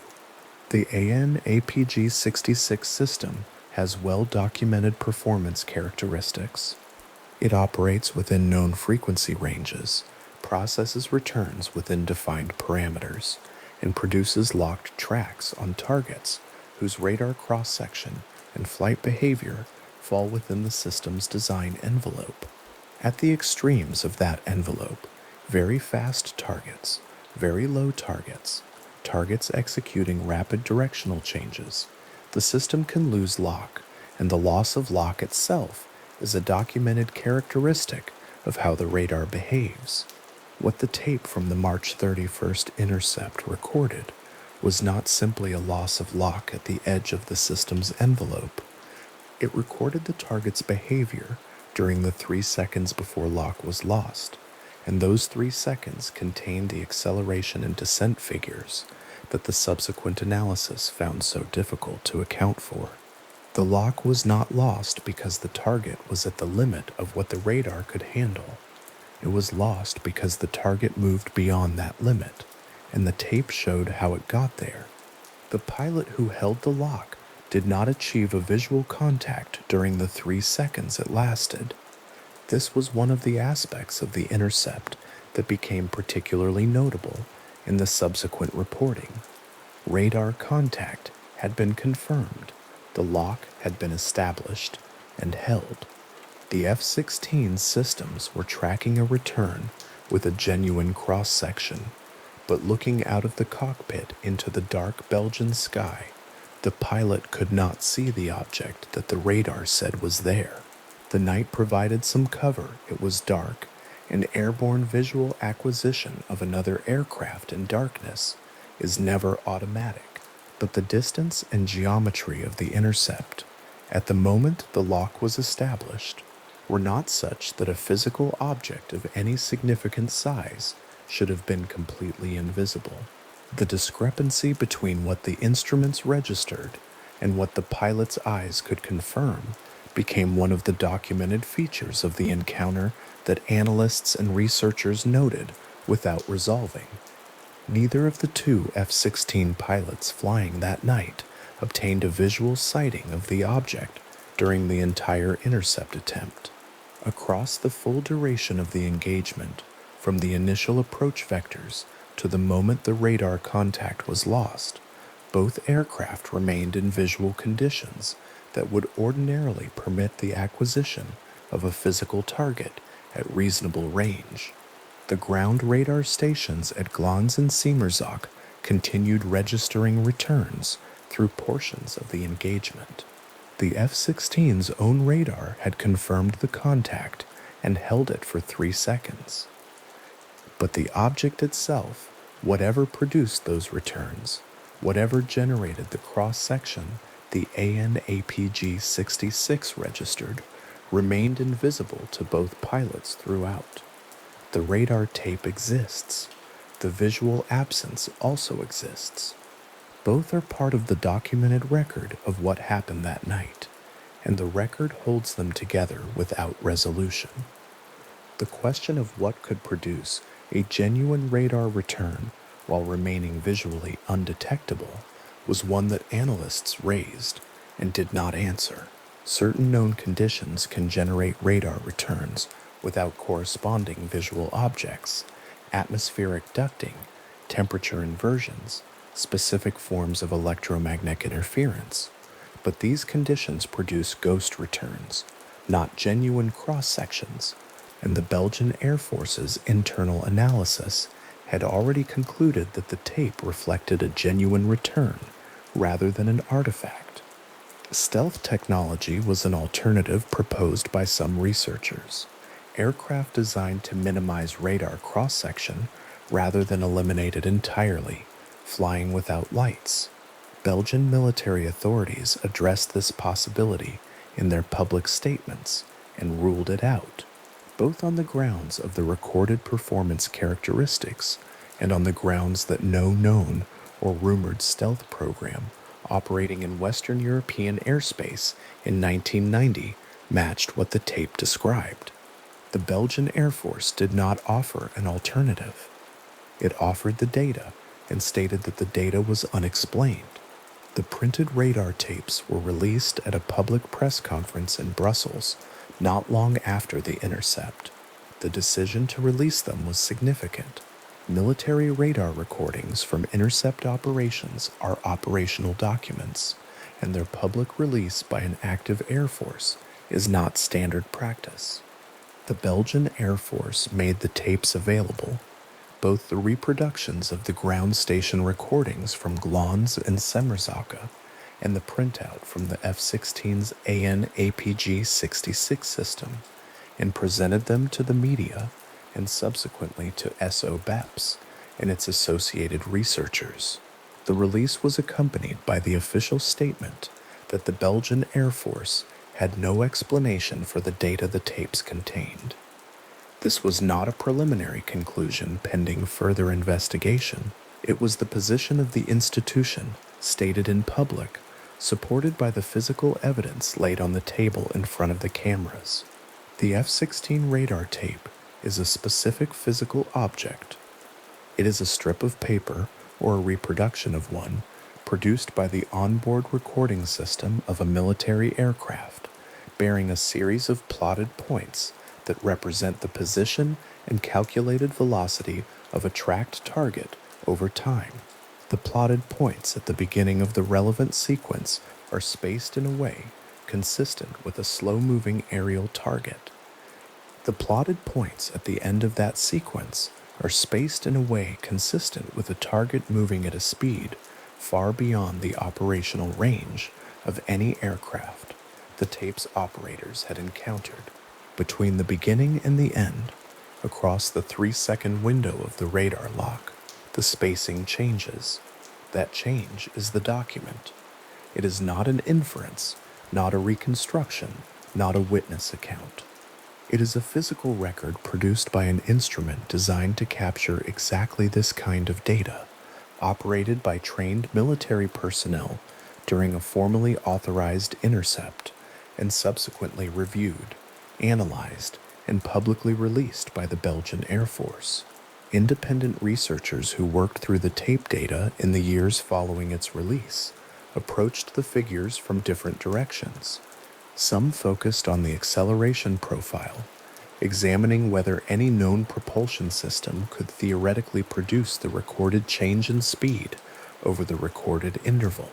The conclusion of those analyses was consistently that no propulsion system in operational use or in publicly known development in 1990 could account for the figure. Others focused on the physiological implications, the g-forces that an acceleration of that rate would impose on a biological occupant if there was one, and noted that the figure exceeded human survivability by a considerable margin. Still others examined the simultaneous altitude change and its relationship to the speed change, looking for any aerodynamic model that could accommodate both together. None of these lines of analysis produced a conventional explanation. The tape remained, in each case at the end of the analysis, where it had been at the beginning, documented, reviewed, and unaccounted for. The Belgian Air Force's position on the tape was consistent across the years following the intercept. Officials who spoke publicly about the data, and Colonel Wilfried de Brouwer spoke about it on several occasions over the years, in press conferences and in later interviews, and in written contributions to research publications, maintained the same position the institution had taken at the time. The recorded data was genuine. The performance characteristics it described were not attributable to any known aircraft. No subsequent information had been received from Belgian sources or from Allied military contacts that provided an explanation for what the tape recorded. The case remained open. The tape remained the primary instrumental record of the encounter, and the primary instrumental record remained unexplained. The 3 seconds of radar lock were not, on their own, the entirety of what the F-16s encountered that night. The engagement lasted longer than 3 seconds. The aircraft made multiple attempts to re-establish contact after the initial lock was broken. Ground radar continued registering returns at intervals through the early morning hours, and the F-16 pilots followed the vectors that ground control provided, attempting to position themselves for further intercept attempts. None of those subsequent attempts produced another radar lock from the F-16's onboard system. The target, or what the ground radar was registering as a target, appeared to the radar operators on the ground to be executing changes in position that kept it outside the range and geometry at which an airborne intercept might be achieved. Radar operators on duty that night logged observations, noting that the returns seemed to respond to the approach of the aircraft, appearing to change position in ways that maintained separation from the vectors the F-16s were flying. Those observations are part of the logged record from the night. They are noted and reported. They are not in the official documentation offered as conclusions about the target's behavior or intent. What the F-16 pilots flew through that night was, in a physical and procedural sense, simply Belgian airspace in the early hours of the morning. The sky was dark. The instruments were functioning. The ground stations were in contact. The mission parameters were those of a formal military intercept, authorized through the proper chain of command, logged at each stage, carried out by trained pilots in operational aircraft. Everything about the mission was conventional, except what the instruments recorded. The AN/SLAN APG-66 registered a contact. It held a lock. The lock lasted 3 seconds. The data the system gathered in those 3 seconds described behavior that did not fit within the performance envelope of any aircraft the system's operators could identify. Then the lock broke, and the contact was gone, and the sky over Belgium was dark and empty, and the F-16s were still flying through it. The radar tape from that 3-second window is a quiet document. It does not demand attention. It does not announce its own significance. It is a printout from a recording system, bearing a sequence of plotted points, and the significance of those points lies in the distances between them, the distances that translate through straightforward geometric calculation into the speed and altitude figures that Belgian Air Force analysts derived from it and published. Laid flat on a table, it looks like what it is: a technical record, a strip of data from a military aircraft that was doing its job on a specific night in a specific piece of airspace. The data it contains has been reviewed, analyzed, cross-referenced, and debated by Air Force personnel independent physicists, and researchers working from within the civilian investigation framework that the Belgian government supported. At the end of all of that review, the tape still shows what it showed on the morning of March 31st, 1990, when it came out of the F-16's recording system, a 3-second sequence of plotted points that no one in the years since has produced a complete and satisfactory explanation for. Auguste Meisson's annotations in the margins of the working documents, the penciled figures, the measured intervals, the checked calculations, represent one kind of engagement with the tape. They represent the effort to take the document seriously enough to subject it to the same analytical tools one would apply to any set of instrument readings, regardless of the source or the circumstances that produced them. The exercise did not produce a conventional answer. The exercise produced the same answer that the Belgian Air Force's own analysis produced, that the recorded performance fell outside the parameters of what was known to be possible. Meisson's published contributions to the SOBEP's investigation record his working, his findings, and his conclusions, including the conclusion that the figure on the tape did not correspond to anything in his knowledge of physics and engineering that could explain it through conventional means. His conclusion was offered with the same professional care as his calculation. It was a careful statement of what the evidence showed and what it did not. The SOBEP's investigation volumes, the 2 published books that constituted the formal civilian record of the Belgian wave, contain extended technical analysis of the March 31st radar data, alongside the broader accumulation of witness testimony and ground radar records from across the months of the wave. The volumes were the product of years of work by investigators who had access to the primary documents, including the radar tapes, and who organized the evidence systematically for publication and for the longer record. They are available. They sit in archives and on shelves in Belgium and in the libraries of researchers who followed the case. Their pages on the March 31st intercept set the radar data in the context of everything else that was documented during the wave, the ground station returns, the witness reports from that night, the official Air Force statements, and the picture that emerges from that context is one of a body of evidence that corroborates itself across multiple independent instruments and multiple independent observers, all pointing toward the same documented event, all arriving at the same absence of explanation. The printed radar tape from the F-16 was laid on the table at the Brussels press conference. It was there in front of the cameras and the journalists. It was a physical object produced by a physical instrument during a physical event that had been authorized and logged by a military institution that then released the record to the public. It is, in the landscape of documented evidence about unidentified aerial phenomena, an unusual kind of document. Most evidence in this domain is testimonial, accounts from witnesses, filed reports, memories recorded at various intervals after the events they describe. The radar tape was not testimonial. It was instrumental. It recorded what the radar system measured, automatically, during the 3 seconds the lock was held, without any subsequent human interpretation affecting the primary data.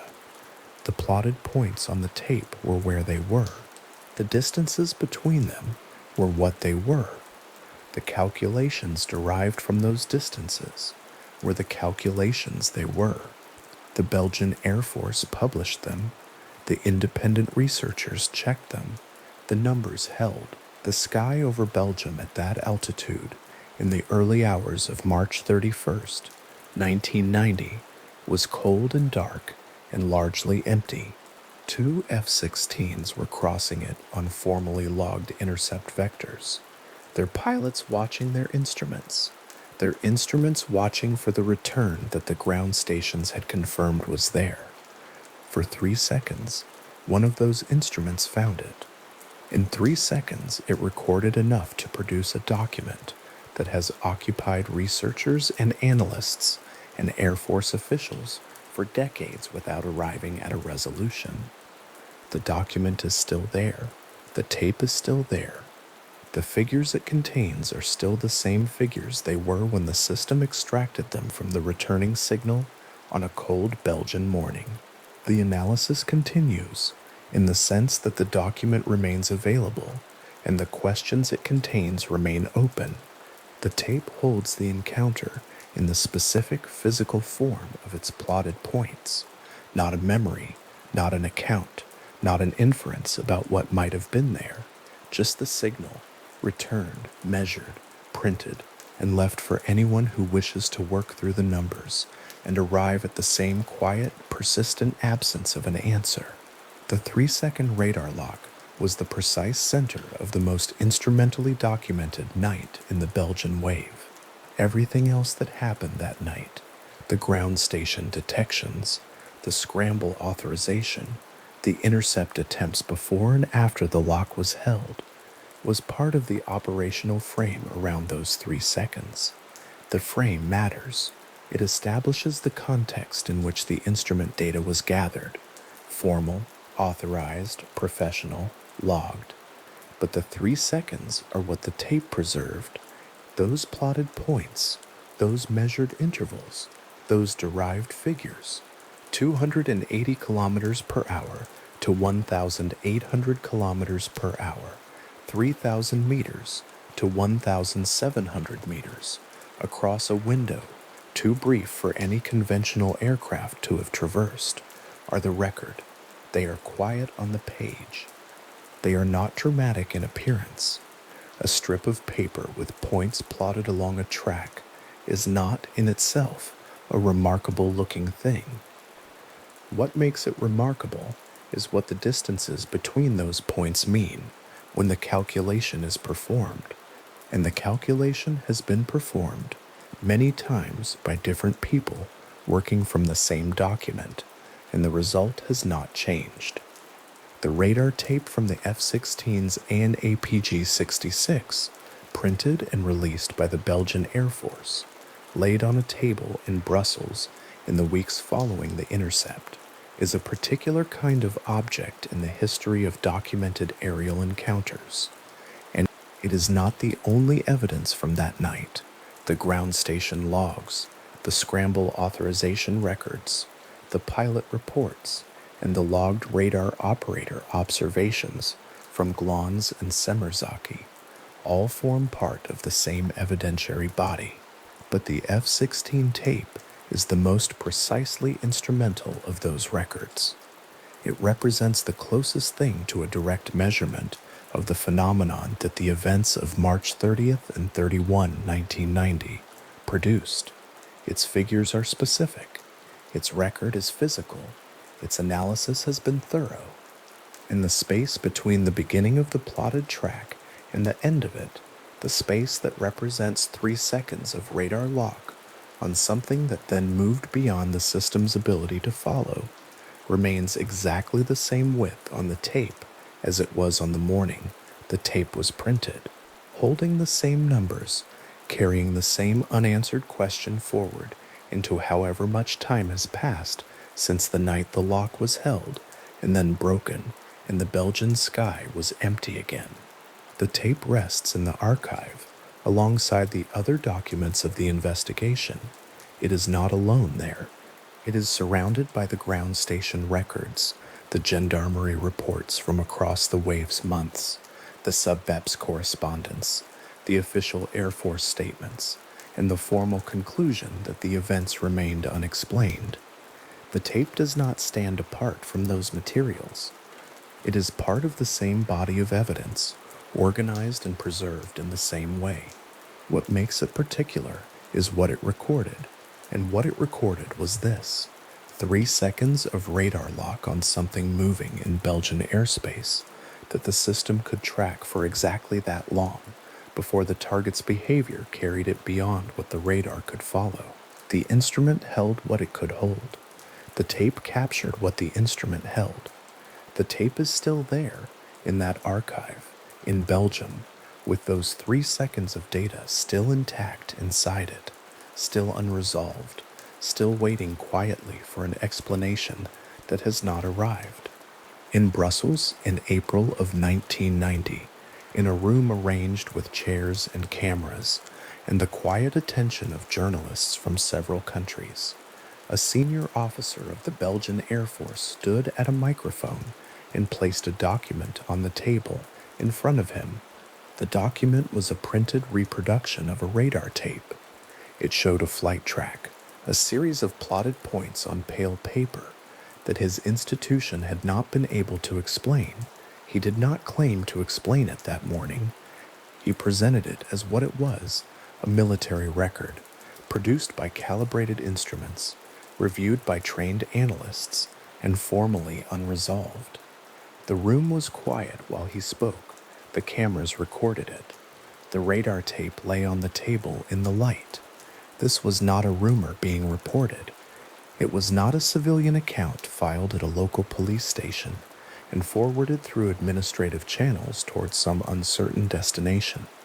It was a NATO member state's Air Force, in uniform with documentation, stating publicly and on the record that something had moved through Belgian airspace on the night of March 30th into March 31st, and that after full military review, no available conventional framework had produced a satisfactory account of what it was. The statement was precise, it was measured, it was offered without drama, in the same register that a military institution uses when it presents its findings on any other matter, the findings of an exercise, the results of an inspection, the outcome of an investigation. What distinguished it from those other occasions was only the conclusion. The conclusion was unexplained. Colonel Wilfried de Brouwer stood before that room as the Belgian Air Force's primary spokesperson on the events of the preceding months. He had overseen the operational aspects of the scramble on the night of March 30th. He had reviewed the radar operator logs from Glans and Semmersacken. He had examined the printed output of the F-16's onboard recording systems.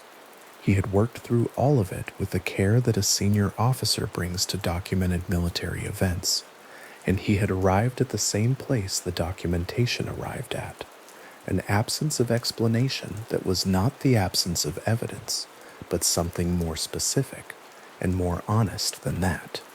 The evidence was substantial. The explanation was not there. At the April press conference, de Brouwer systematically addressed the categories of conventional explanation that might have been applied to what the radar data showed. Known military aircraft, Belgian, Allied, and classified programs of which his institution had knowledge were considered and ruled out.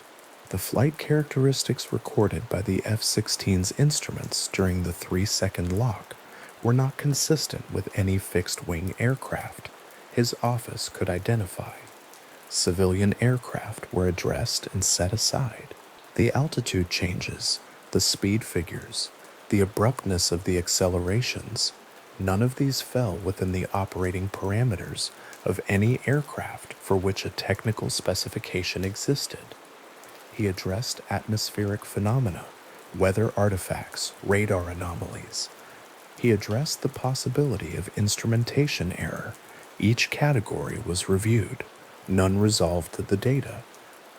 What remained, after the systematic elimination of available conventional accounts, was the data itself, the radar tape on the table, the flight track it described, and the formal acknowledgement that his institution did not know what had produced it. The radar tape itself was not kept. It was shared. The Belgian Air Force took the step, unusual in a military context and not required by any obligation, of providing printed reproductions of the radar data to civilian researchers, including the investigators at SOBEPS. Physicists and analysts outside the military structure received the same material that had been reviewed internally. August Mason, a physicist at the Catholic University of Leuven, worked through the figures in detail. The acceleration values, the altitude changes, the sequential position readings. He examined them against the known performance parameters of aircraft and found the same thing the Belgian Air Force had found. The numbers described something. What the numbers described had no entry in any catalog of known aircraft performance. His annotations accumulated in the margins of the research documents. The data did not resolve under scrutiny. It remained what it was. The cooperation that made this possible was not accidental. Across the full span of the Belgian wave, from the opening months of 1989 through 1990, the formal relationship between the Belgian state and the civilian investigators at SOBPEFs was structured in a way that had no real precedent in comparable national contexts. The gendarmerie forwarded reports, military personnel were made available for interviews, documentation that would ordinarily remain within institutional channels was shared with civilian researchers as a matter of policy rather than exception. The Belgian government's engagement with the investigation was not passive acknowledgement from a distance. It was active structural cooperation, the kind that produced the two SOPEPS investigation volumes, their pages cross-referencing hundreds of witness accounts, with gendarmerie log entries and radar operator notes, and interview transcripts from pilots and air traffic professionals, their spines sitting on a shelf in an archive that still exists. The first SOBEPS volume appeared under the title Vague d'Auvergne sur la Belgique. The second followed. Together they constitute the most detailed publicly available documentary record of a sustained unidentified aerial phenomenon event anywhere in the world. The material inside them was not assembled from second-hand accounts or reconstructed after the fact. It was gathered contemporaneously, filed methodically, cross-referenced with care, and produced by an institution that had the formal support of the state in doing so. Researchers in adjacent fields, atmospheric physics, aeronautical engineering, aviation medicine, were consulted. The investigation did not conclude quickly or loosely. It produced a record of what was reported, what was documented, and what remained, at the end of all of it without a satisfying account. In 1999, a group of senior French military and intelligence officials produced a report under the title Cometa, a document that addressed the question of unidentified aerial phenomena from a perspective of formal national security and defense policy. The group included retired generals, aerospace engineers, and officials with backgrounds in intelligence and strategic analysis. They were not enthusiasts writing outside institutional structures. They were people who had spent careers inside those structures and who brought that experience to the question of what the accumulated international evidence on unidentified aerial phenomena suggested about the adequacy of existing governmental responses. The Belgian wave occupied a specific place in that report. It was cited as one of a small number of global incidents that, in the view of the Cometa Group, merited serious and sustained governmental attention, distinguished from the broader body of reported cases by the quality of its instrumental corroboration and by the institutional transparency of the Belgian investigation. The radar data, the formal military acknowledgement, the publicly available record, these were the features the Cometa report noted. The Belgian wave was not cited as a curiosity at the margins of the field. It was cited as a significant precedent. Across the same period and through the following decade, the United Kingdom's Ministry of Defense maintained its own internal investigation files on unidentified aerial phenomena, files that were eventually released through declassification processes in the 2000s and that contained within their pages references to the Belgian wave. The Belgian case appeared in the records of a foreign government's defense apparatus as a significant precedent for radar-corroborated, unidentified aerial sightings. It had crossed a border. It had entered the formal documentary record of an allied nation's official inquiry, noted not as something borrowed from the realm of civilian speculation, but as a case distinguished by the character of its evidence. The radar tapes, the military confirmation, the formal conclusion of Unexplained, attached to a body of data that had been reviewed by trained professionals and found to have no sufficient account. De Brouwer did not return to private life after April 1990 and leave the matter behind him. Years after he left active service, he gave interviews. He participated in documentary productions that addressed the Belgian wave. He sat in quiet rooms and described the events of March 30th into March 31st in the same measured terms he had used at the Brussels press conference. The case had not been resolved in the intervening period.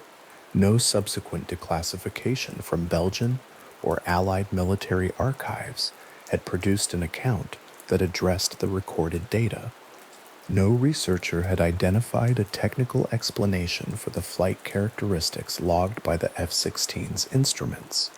He described what had happened, and he noted that it had not been explained, and the interviews ended, and the case remained where it had been.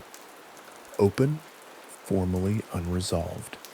Held in the record, the official conclusion of the Belgian military and government investigation was not tentative.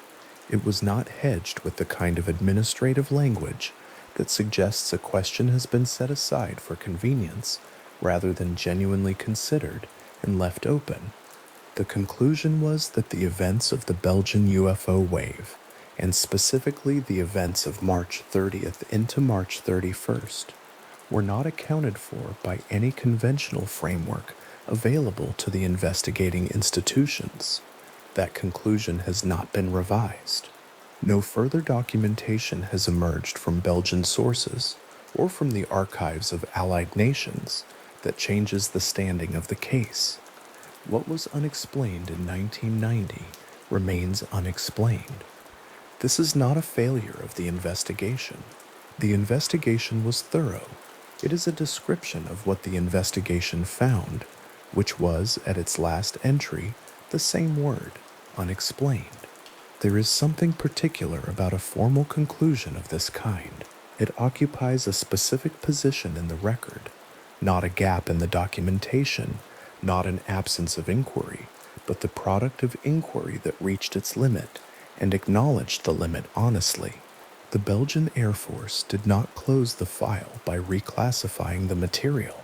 It closed the file by releasing the material and stating what the material contained and what it did not contain. What it did not contain was an explanation. The printed radar tape went to the civilian researchers. The press conference was recorded. The SOBHEPS volumes were published. The formal conclusion was attached to the file, and the file was left as it was, in an archive, still holding the same question it had held when the radar operator at Glans first picked up an anomalous return in the early hours of March 31st and reached for his log. The image that the April press conference produced was a specific one, a uniformed officer at a table, a printed document, the radar tape, lying flat under the room's light, its plotted points describing a flight path that exceeded the performance parameters of every aircraft in the catalog. The cameras in that room recorded it. The journalists in that room wrote about it. The document on the table was not a claim. It was a record. The record was anomalous, and the institution that produced it said so, publicly, with the document in view.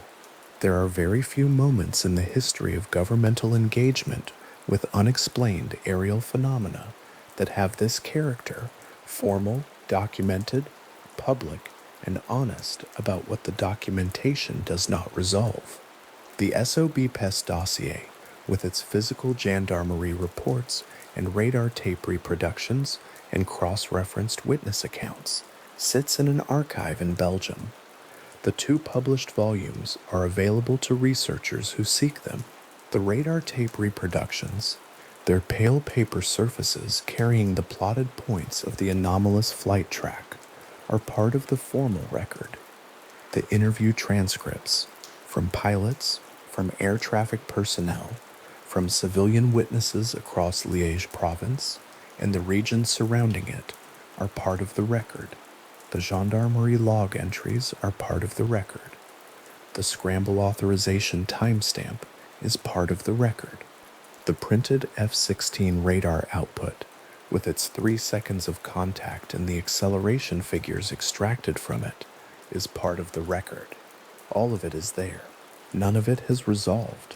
What remains is the quiet fact of the case, the specific character of what happened, its geographical breadth, the number of separate witnesses whose accounts aligned in their central features without coordination, the 2 radar stations that registered the same anomalous contacts simultaneously from separate locations, the F-16 pilots who flew towards something their instruments confirmed was there and could not see it, and the formal conclusion of a NATO member state's military that none of this had been explained. The case does not require elaboration to be interesting. It does not require interpretation to be significant. It is interesting and significant in the same terms that a well-documented case is always interesting and significant, because the documentation is careful and the question it leaves open is genuine.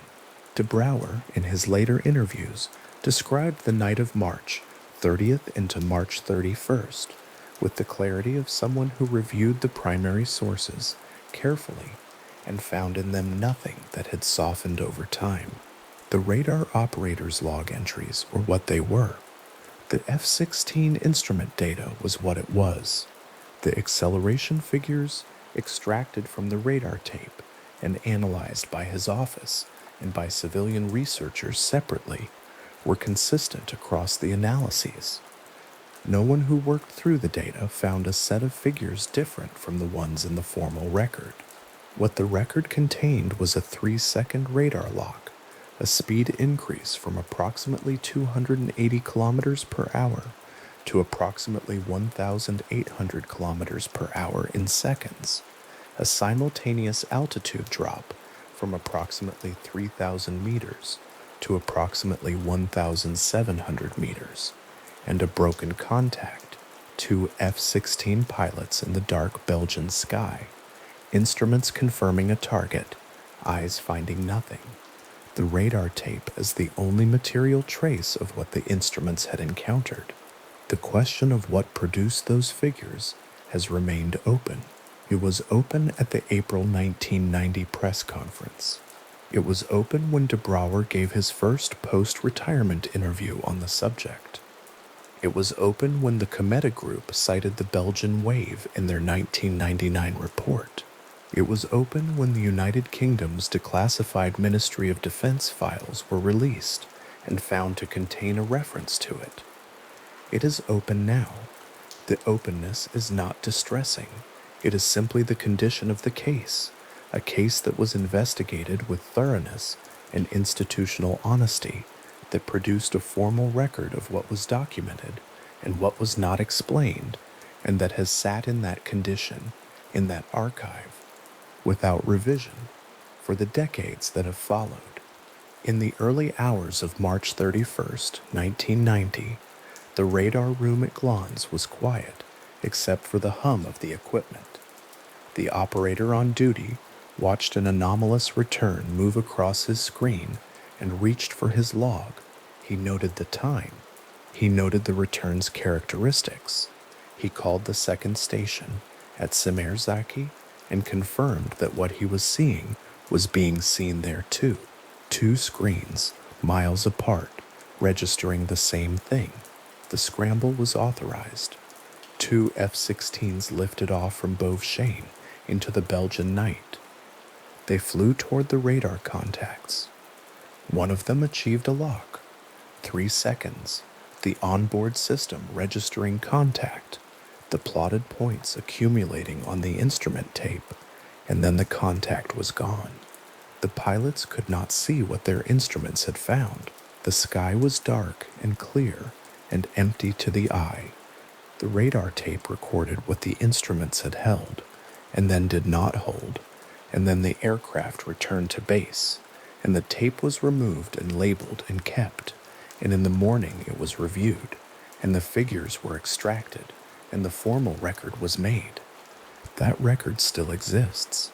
The labeled tape, its printed surface carrying the anomalous track, is held in the archive alongside the operator logs and the scramble authorization and the official conclusion. The conclusion is the last entry in the file. It reads as all formal military conclusions read, precisely without elaboration, in institutional language. The word it contains at the end of everything that was documented and reviewed and analyzed and formally assessed is the same word the Belgian Air Force offered at the April press conference in Brussels, before the cameras, with the tape on the table in the light, unexplained. The word sits in the file the way it has always sat there, not as a temporary marker, not as a placeholder for an answer still being sought, but as the honest final entry of an investigation that followed the evidence to the edge of what it could establish and stopped there, where any honest investigation stops. The wide night over Belgium on March 30th moving into March 31st was cold and clear. The radar stations at Glans and Semmerzaki worked through their ordinary business of tracking the airspace. The F-16s at Beaufchâne sat in their shelters. The operators at their screens watched the returns that came and went in their expected patterns. And then something entered the picture that did not fit the expected patterns, that moved in ways the operators had not seen before, and logged in terms they could only describe as anomalous, because anomalous was the precise word, the accurate word, the word that matched what their instruments showed. The scramble happened, the intercept attempt happened, the radar lock happened, and lasted 3 seconds, and was gone. The pilots came back without a visual confirmation of what their instruments had briefly held. The tapes were pulled, the logs were reviewed, the investigation was conducted, the conclusion was written. The case has been in that archive for more than 3 decades. The sub-HEPS volumes have sat on their shelf for more than 3 decades. De Brouwer has given his interviews and described the night in the same terms for more than 3 decades. The Cometa report cited the case. The British Ministry of Defense files referenced it. Researchers in aeronautical physics and atmospheric science have worked through the figures. No revision of the formal conclusion has been produced. The file is still there. The case is still open. The radar tape, that particular document, that printed strip of paper with its plotted points describing something that moved too fast and dropped too far and vanished from a lock that lasted 3 seconds, is still in the archive where it was placed in the days following March 31st, 1990, still holding the same unanswered question. It was placed there holding. The investigation did not fail.